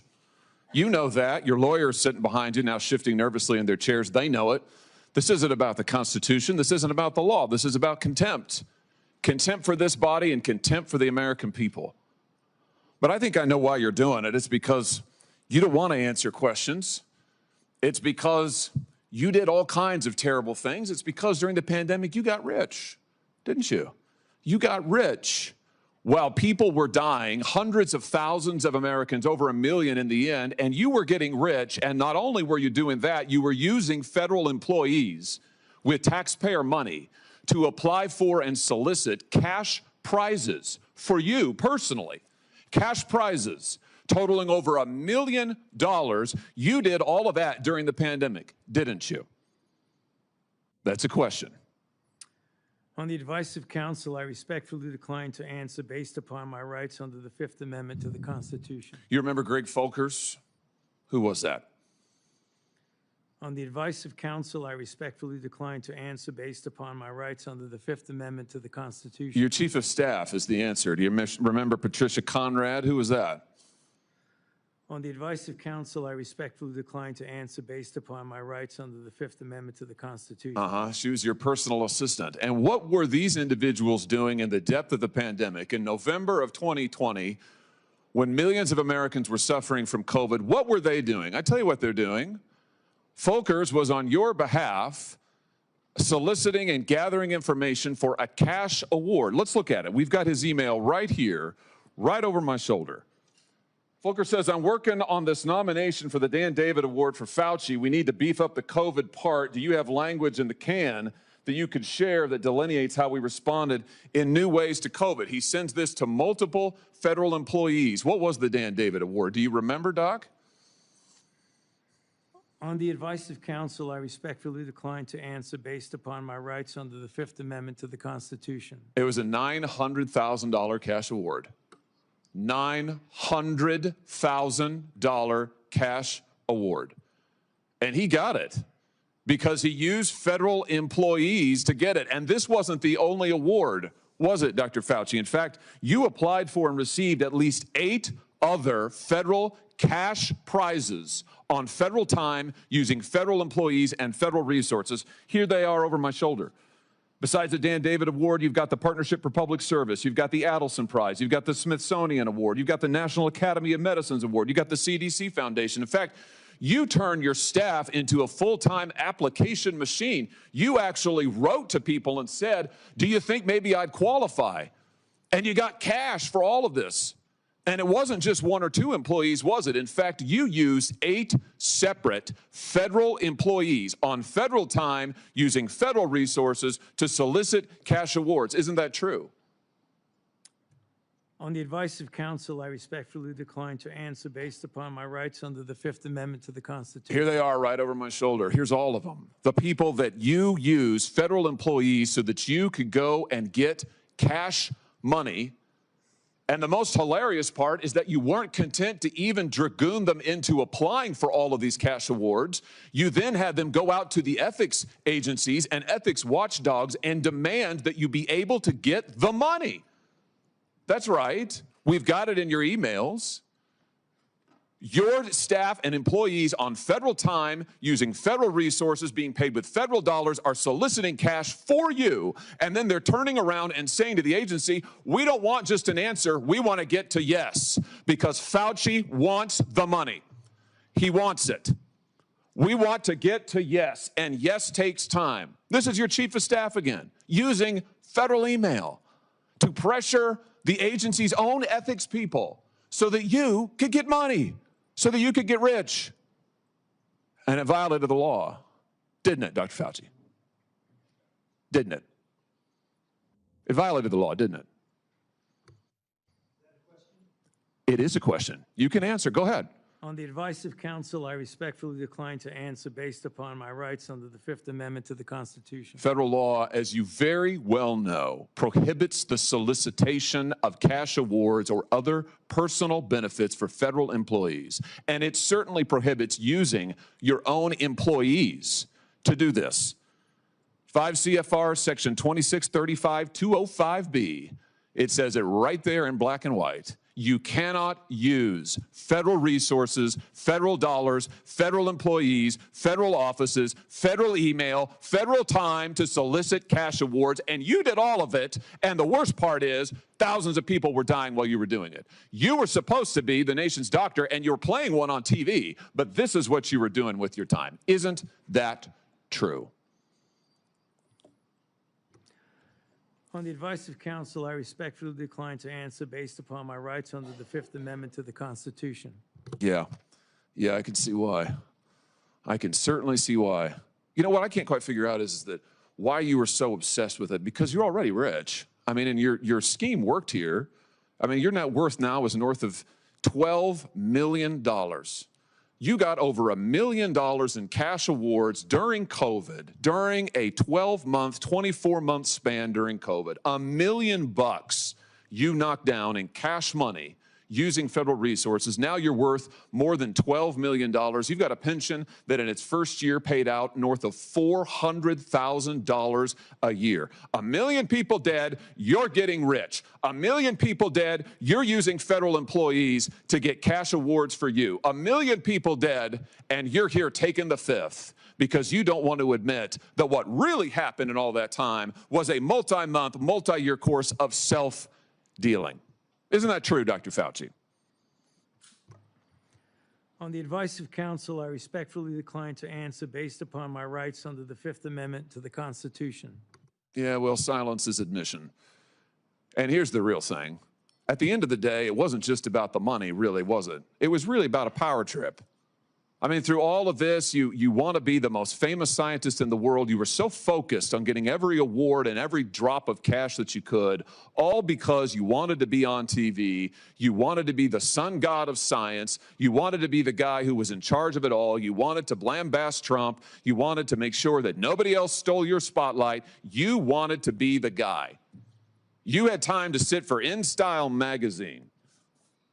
Here's what you were doing with your time. You could sit for InStyle magazine, but you can't answer questions for the American people. You could sit for InStyle magazine, but you're here taking the fifth. You could sit for InStyle magazine and get $1 million in cash awards, but now the cat's got your tongue.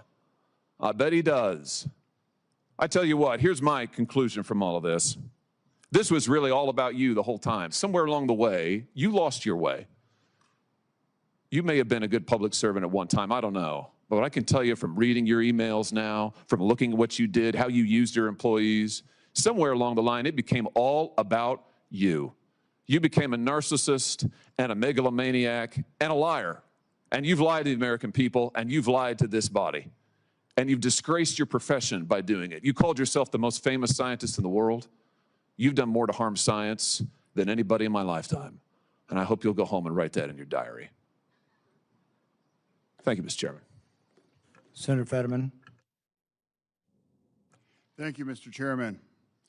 Dr. Fauci, I'm not here to perhaps attack you or defend or anything. It's really just more, honestly, I just want to acknowledge I have had members of my family die from COVID, and now I also grieve for people that I've met that have lost their business through the pandemic, and they'll never been the same.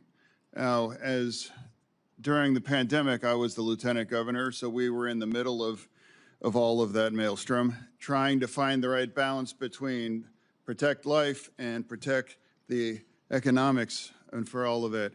And I'm not sure if we got it all right or wrong, but without a doubt, I can continue to question myself. But one that it's not about much more your regrets, but I have one, and that is early on that there was the theory that the virus could have emerged from the lab. And early on that became like a right-wing kinds of theory, and I thought it seemed to make sense. Now there was a really advanced lab that was close by, and then you have this unknown virus out. So, but that became a very partisan thing, and now it seems now it's more and more emerging theory that would have come from the lab. Now, you know, I think that the next time our nation's facing something like this, we are not become, you know, as I might have been, blinded by the partisan idea that maybe the truth might come from a side that's different than you are. But I think we should really be willing to pursue truth, no matter where that may have emerged, you know, for all of that. So, and I now cede the remain back to the chair. Thank you. Senator Moreno. Thank you, Mr. Chairman. And I will echo Senator Johnson's comments about your opening statement, Mr. Chairman. I think it was dead on. Very, very well done. Mr. Fauci, do you know who David Schertler is? On the advice of counsel, I respectfully decline to answer based upon my rights under the Fifth Amendment to the Constitution. Fifth Amendment of the Constitution. What does the Fifth Amendment of the Constitution say?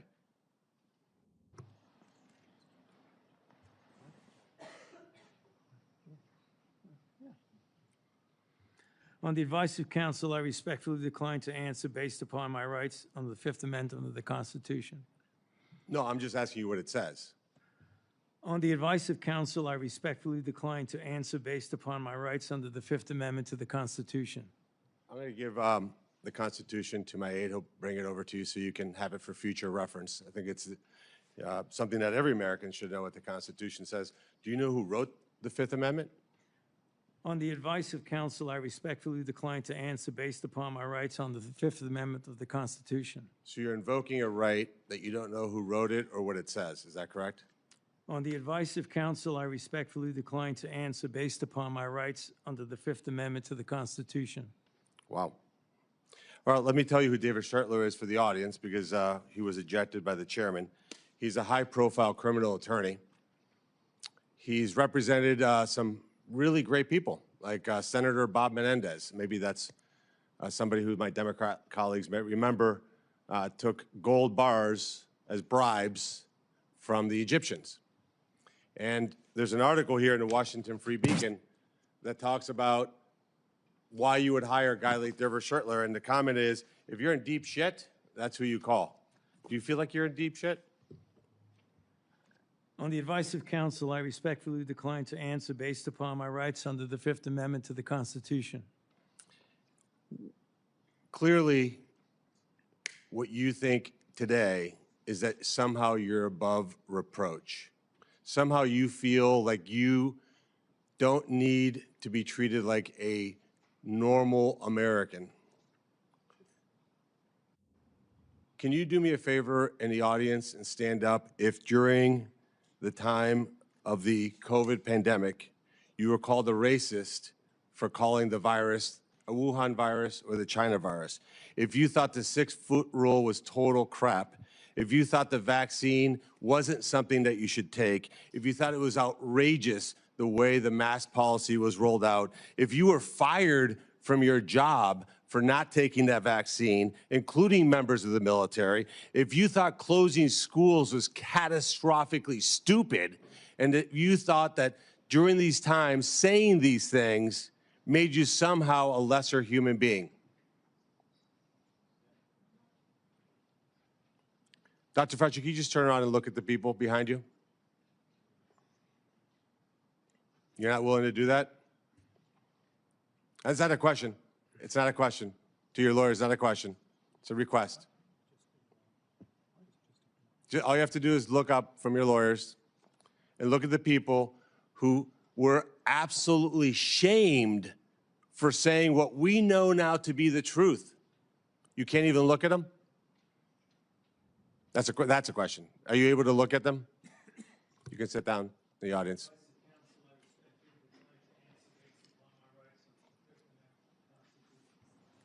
There was a mom in Ohio during the depth of the coronavirus pandemic, decided to go to her high school football game for her son. They hadn't been out much. The kids had been learning at school, and then the school got shut down. They hadn't really gotten much out of that education. As any parent knew, that remote learning was no learning at all. But it was a Friday night. Her son wanted to go watch a buddy go play football. So they went to the stadium. They sat alone, far from everybody else, just a mom, a dad, a few kids. They didn't feel they needed to wear masks because it was stupid, because they were outside. They all live together. They're not near anybody. Dr. Fauci, do you know what happened to that mom and that family? That's a question. On the advice of counsel, I respectfully decline to answer based upon my rights under the Fifth Amendment to the Constitution. They were dragged out of that stadium and arrested. Those policies were put in place because you had moronic politicians that listened to the words of a megalomaniac who was more interested in having met a Kardashian than the suffering of the American people, and that is you. your advice to communities like that, to idiotic politicians who enforce those rules, arrested that mom for watching a football game with her own family outside. When that story broke, I said to myself, I cannot stand idly on the side and watch this happen. It was about 6 years ago today that I decided I'm going to give up my businesses, sell them all, run for office, run for the United States Senate. Here I am sitting in front of you 6 years later saying, who the fuck do you think you were for doing that? It is a total disgrace what you did to this country. And if my Democrat colleagues are standing there defending you, I hope the voters of the United States of America watch the clips of every one of you doting on a guy who was more interested in being a celebrity than saving American people. I will make it my mission to make certain that every single one of those Democrats who did that will see that clip over and over and over again. Because there is no defense of what you did. You may have had a 50-plus year legacy of public service, but it ends in total and complete disgrace. So let me ask you an opportunity to answer one question. Will you apologize, just apologize, to the people who you harmed through your actions? Will you say, do you have the dignity to just say you're sorry? On the advice of counsel, I respectfully decline to answer based upon my rights under the Fifth Amendment to the Constitution. So you won't apologize to the military members who Joe Biden summarily dismissed from the military for not taking the vaccine? On the advice of counsel, I respectfully decline to answer based upon my rights under the Fifth Amendment to the Constitution. Will you apologize to the business owners that lost their business, shattered their lives, and they'll never recover? On the advice of counsel, I respectfully decline to answer based upon my rights under the Fifth Amendment to the Constitution. Will you apologize to the moms who had to force their infant children, 2, 3, 4-year-olds, to put masks on, and what that did and how that traumatized those kids?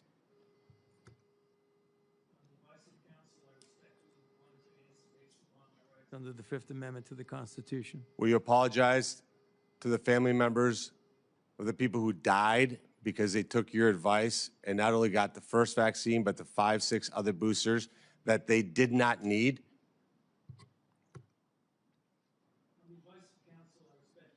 To answer based upon my rights under the Fifth Amendment to the Constitution. Will you apologize to that mom from Ohio for being arrested for watching a football game with her family?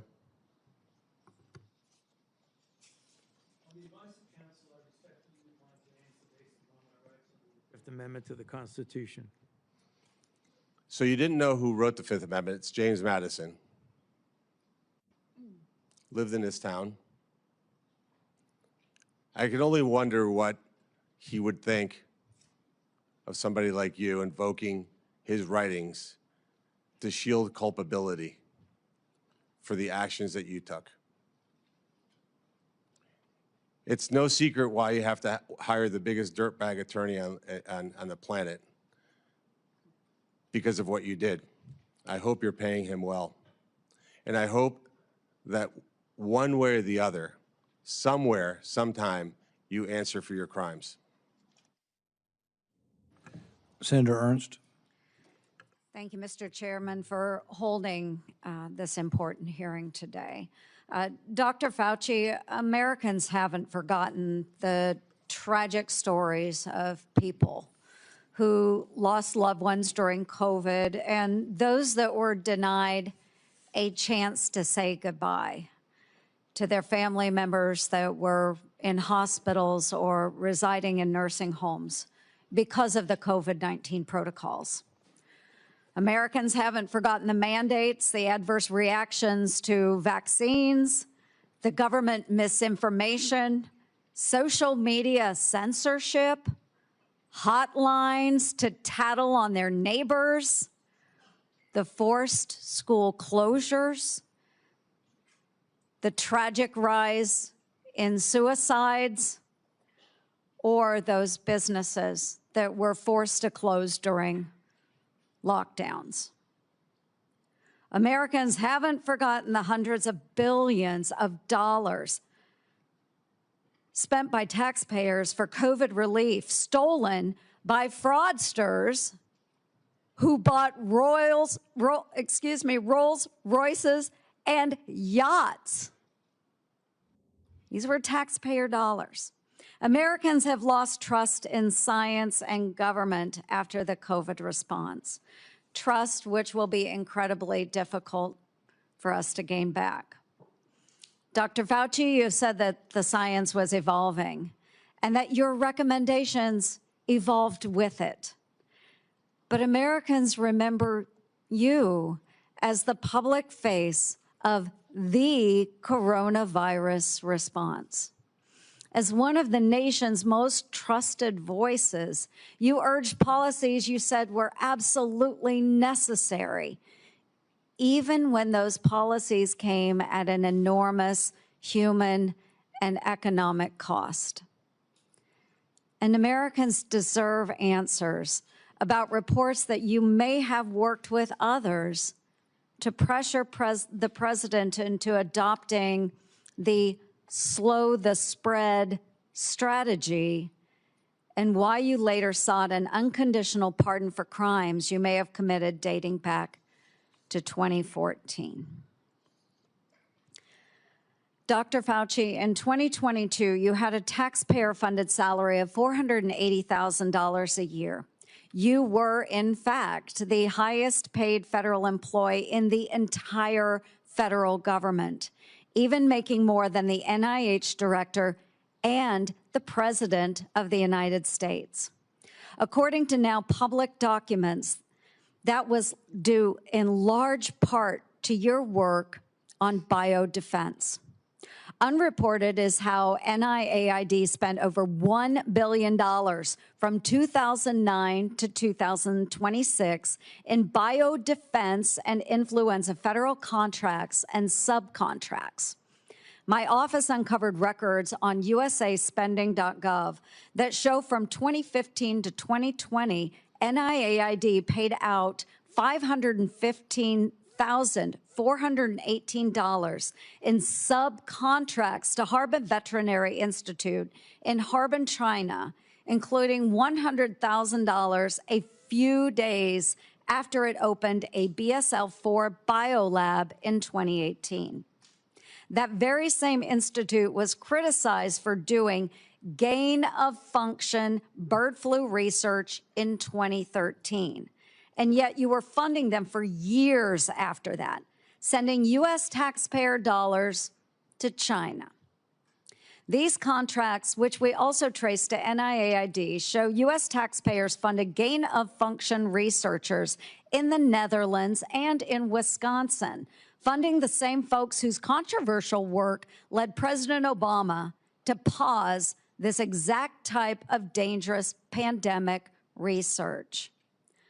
Dr. Fauci, did you know that the NIH's billion-dollar Sears contract programs were funding gain-of-function researchers in China, the U.S., and in the Netherlands? On the advice of counsel, I respectfully decline to answer based upon my rights under the Fifth Amendment to the Constitution. Dr. Fauci, Dr. Deborah Birx wrote in her book that you and President Obama's former CDC director were at a Saturday, March 14th, 2020 meeting at her home 2 days before the president announced his 15 days to slow the spread effort. Your now released diaries said the meeting was a week before that. Dr. Birx said you all were trying to trap the president into having no other options. She wrote, your plan was to, quote, block any of the president's escape routes So, quote, he'd have no choice but to agree to our flatten the curve measures. Yes or no, Dr. Fauci, did you try to block or trap President Trump into the slow the spread, flatten the curve measures in March 2020? On the advice of counsel, I respectfully decline to answer based upon my rights under the Fifth Amendment to the Constitution. When the COVID-19 virus broke out in Wuhan, China, you, Dr. Fauci, knew pretty much right away that NIH had funded Chinese labs, including those doing coronavirus research. There's email traffic from early January 2020 where your staff was flagging for you that NIH funded coronavirus research at the Wuhan lab through EcoHealth Alliance. Yet few Americans knew we funded the Wuhan lab because the funding went through a sub-award and was not reported to the public database like usaspending.gov as it should have been. Also, EcoHealth violated federal law by failing to report in its research papers how much taxpayer funding it spent on that research. At my request, the Government Accountability Office helped track down that $1.4 million of U.S. taxpayer money that was sent to the Wuhan Institute of Virology, both by you, Dr. Fauci, and through USAID. But first it passed through EcoHealth Alliance, which I helped to get defunded through the NDAA. Dr. Fauci, did you intentionally use subaward funding to obscure NIH funding of Chinese biolabs and coronavirus research? On the advice of counsel, I respectfully decline to answer based upon my rights under the Fifth Amendment to the Constitution. NIAID awarded multi-million-dollar grants to a number of scientists shortly after they wrote publicly in the Proximal Origins paper that the COVID virus likely came from nature. Though documents Chairman Paul released last week show in private, those same scientists were much more open to the virus being from a lab.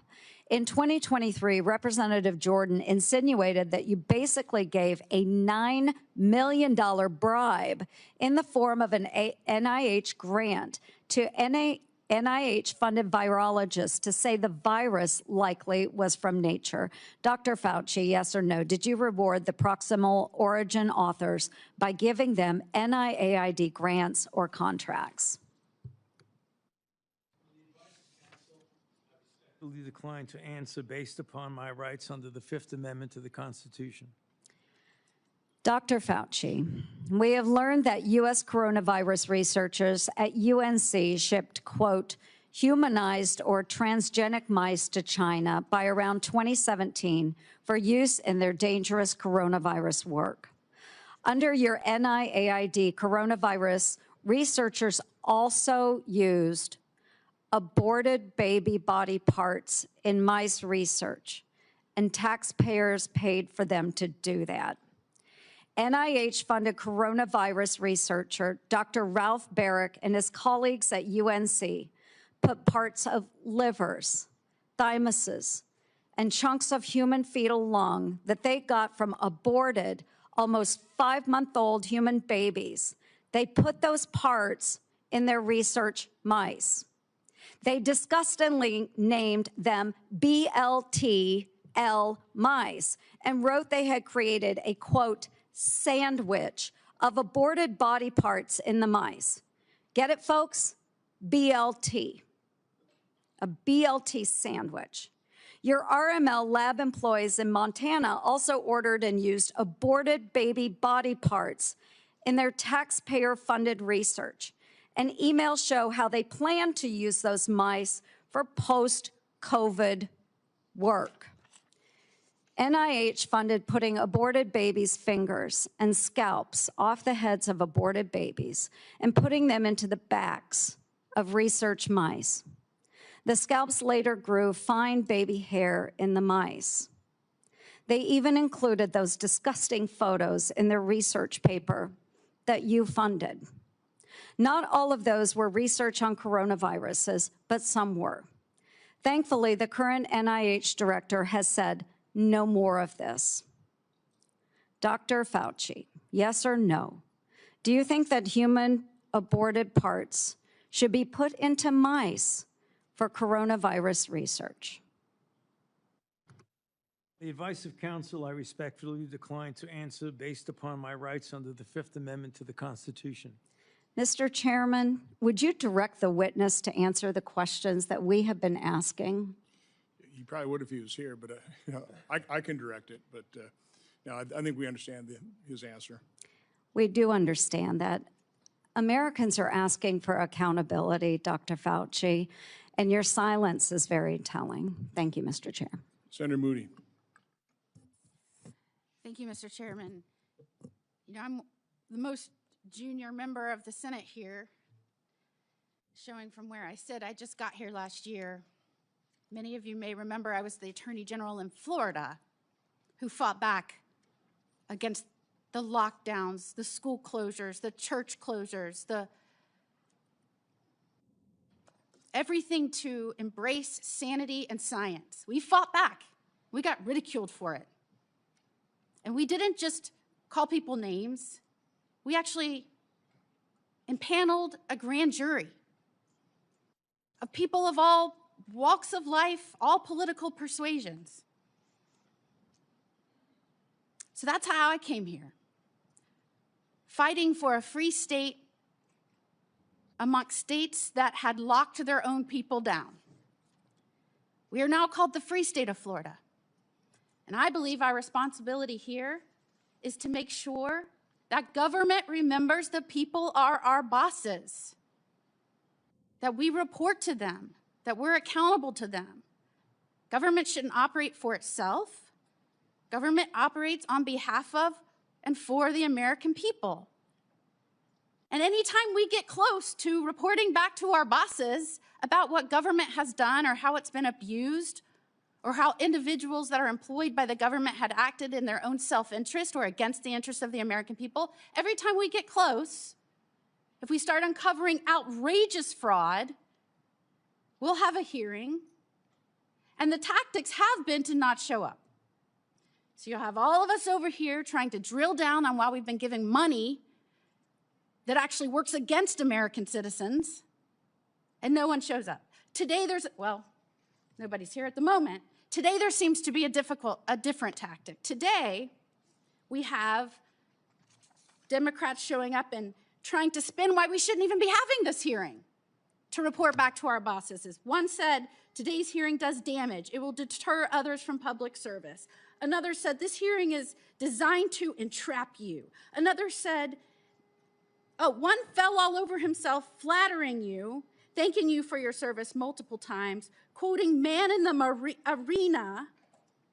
Another said that we are demeaning first responders, and today is a sad play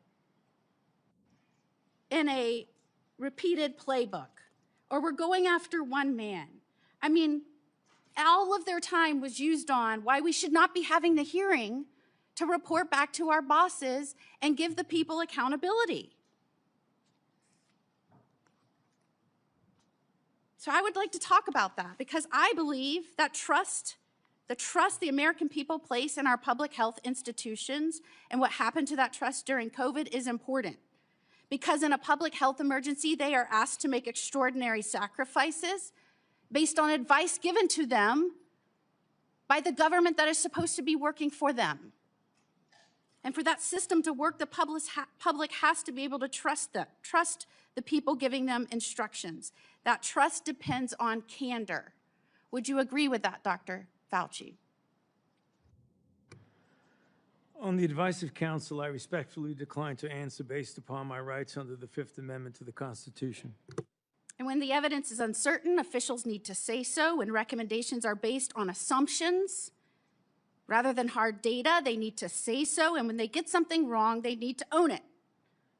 And when the trust is lost and the consequences extend far beyond any single pandemic, the next time public health officials genuinely need Americans to listen, millions of people may simply ignore them or not believe them. And Dr. Fauci, you were undeniably the face of the federal government's COVID response. You said so yourself in your diary.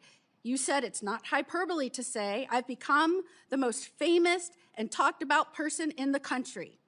So I want to understand how we got here. Let's start at the beginning. On March 8th, 2020, you appeared on 60 Minutes to discuss the spread of COVID-19. You were specifically asked to clear up the confusion and misinformation surrounding masks. You told the American people, right now in the United States, people should not be walking around with a mask. The interviewer immediately stopped you and said, "Are you sure of it? Because people are listening really closely to this." And instead of walking back or qualifying your statement in any way, you doubled down. There's no reason to be walking around with a mask. When you're in the middle of an outbreak, wearing a mask might make people feel a little better. It might even block a droplet, but it's not providing the perfect protection that people think it is. And often there are unintended consequences. People keep fiddling with their masks. They keep touching their face. Just a few weeks later, the CDC released its guidance recommending that Americans wear masks in public. You were asked to explain your original recommendation. You emphasized a very different consideration. You said, well, back then, the critical issue was to save the masks for the people who really needed them because it was felt there was a shortage of masks. So I want everybody to sit with that.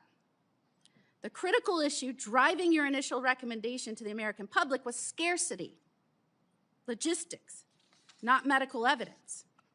So when you told the American people there was no reason to wear a mask, what was your principal objective? Giving them an honest assessment of the medical evidence or discouraging them from consuming a scarce supply of masks? On the advice of counsel, I respectfully decline to answer based upon my rights under the Fifth Amendment to the Constitution. Well, unfortunately, that was just the beginning of a broader pattern. Let's talk about the 6-foot distancing rule. In April 5th, 2020, interview on CBS said, every time I get to that podium in the White House briefing room, I always essentially plead with people. Please take a look at those very simple guidelines of physical separation, and they're very, very clear. Physically separate 6 feet away. Yet when Congress finally asked you in 2024 what science supported that evidence, 6-foot distance rule for COVID, you admitted you were not aware of any studies supporting it. Incredibly, you said the 6-foot rule sort of just appeared and described it as an empiric decision that wasn't based on data. That rule had real consequences. Schools didn't open back up. Businesses didn't open back up. Churches didn't open back up. I could go on and on and on. And Americans were kept physically separated from one another during the most difficult moments of their lives. Many lost loved ones during that time. So, Dr. Fauci, did you have any evidence to support a 6-foot separation rule when you gave that advice to Americans? On the advice of counsel, I respectfully decline to answer based upon my rights under the Fifth Amendment to the Constitution. All right, well, let's look at the lockdowns then. By 2022, the consequences of prolonged COVID lockdowns on our children were clear, from delayed development to social isolation, which is probably why you were asked in July 2022 whether you would recommend locking down schools again. And you said, first of all, I didn't recommend locking anything down. But now we have your diary, and it tells a very different story from the one you told the public. And I will quote, I spoke with Bill de Blasio, the mayor of NYC, and convinced him based on what I was saying publicly in my conversation tonight to close the NYC schools. He had already decided based on what I was saying on TV. I went on to tell him he should close the bars and restaurants in NYC, and he said he would do this based on my recommendation. You even said that you told the president we should shut the whole country down. So Dr. Fauci, how do you square telling the American people publicly that you didn't recommend locking anything down with your own diary entry kept on federal government equipment saying that your recommendation to lock things down? On the advice of counsel, I respectfully decline to answer based upon my rights under the Fifth Amendment to the Constitution. Now, I just want to make clear that when in Florida, we were pleading with people to give us advice based on scientific evidence, that we were getting these conflicting statements by you that didn't match scientific data.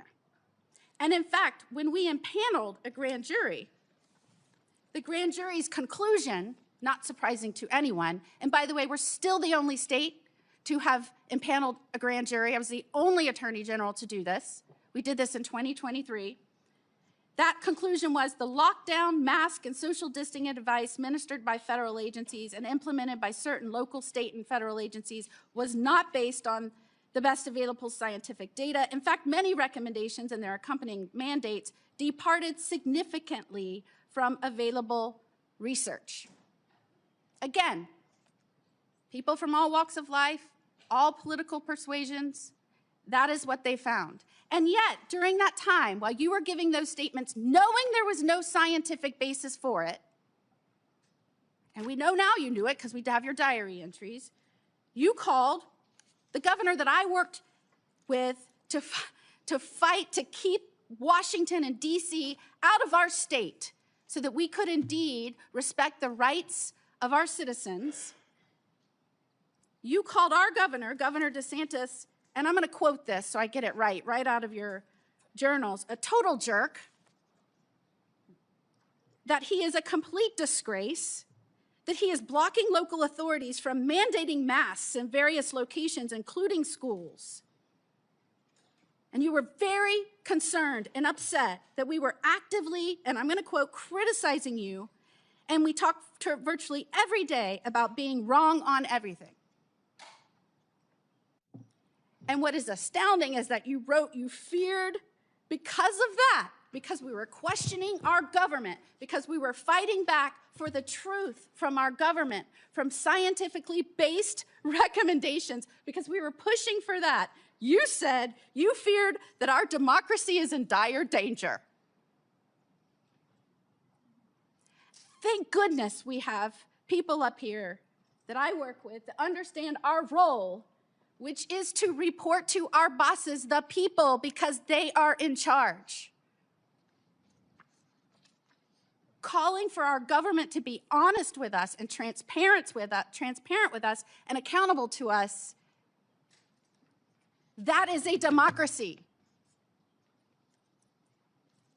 What you did is the opposite. And I cannot believe I have to explain this to someone who represented our government and some of the most important issues for so long. And before I conclude, if I can just put up our pardon. This is the pardon you have heard so much about. And Dr. Fauci, the only other person that got a pardon like this, I believe, had a last name of Biden. This pardon goes back to, and if you'll see, January the 1st of 2014. Did you talk to President Biden and ask for this pardon? On the advice of counsel, I respectfully decline to answer based upon my rights under the Fifth Amendment to the Constitution. Who did you talk to in the White House about this pardon? On the advice of counsel, I respectfully decline to answer based upon my rights under the Fifth Amendment to the Constitution. Did you specifically ask that it be dated back to the beginning of 2014? On the advice of counsel, I respectfully decline to answer based upon my rights under the Fifth Amendment to the Constitution. Did you do that so that you would be given immunity going back to the beginning of 2014?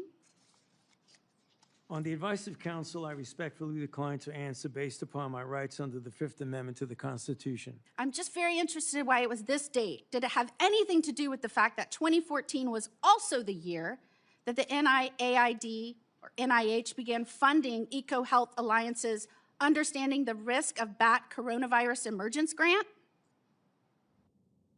On the advice of counsel, I respectfully decline to answer based upon my rights under the Fifth Amendment to the Constitution. And this is the same grant that funded the work on bat coronaviruses at the Wuhan Institute on Virology.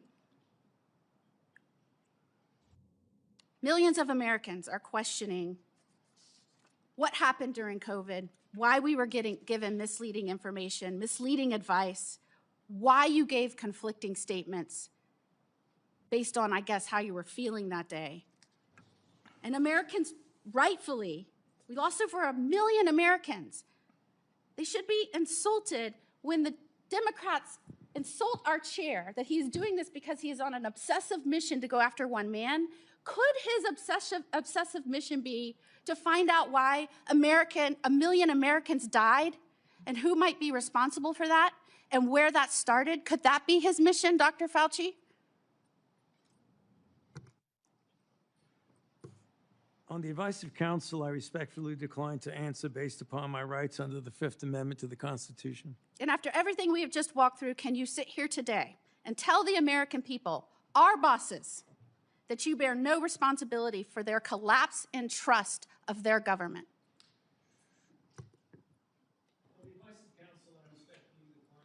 Based upon my rights under the Fifth Amendment to the Constitution. Time has expired. We're going to do another quick round for those who remain, about 5 minutes. Any questions that haven't come up that are pressing? Let's try not to go over territory that's already been done. I'll begin by asking unanimous consent to insert into the record documents show that the CIA transferred funds to NIAID through interagency agreement. Hearing no objection, so ordered. We had hoped to hear testimony from Anthony Fauci today. We haven't, but I think it's important that we do hear from him. So we will have a video we'll play in a moment. For years, Anthony Fauci has been the public face of saying this in all likelihood came from nature. He kept saying, it's the marketplace, it's the marketplace, it's the marketplace. He's been saying that on television up until recently. But what we find is that what he was saying in public is different than what he was saying in private. In January, in private, he wrote that looks like the wet market was a super spreader event. It didn't originate there. We know that some of the earliest deaths and sickness came from somewhere else. But then for years and years, we got dishonesty. So let's play the video so we can see a little juxtaposition of the problem we're dealing with. Fauci's journal entries contradict what he said publicly about the origins of COVID-19. Fauci admitted in January 2020 that the initial outbreak of COVID did not occur at a wet market. Take a really good look at the animal-human interface and the fact that animals from the wild are being brought into wet markets. You have animals that come out of the wild that are sold at these open, what they call them, wet markets. Wet markets, where you bring animals in from the wild who have these viruses. The wet markets in Asia, where people bring animals from the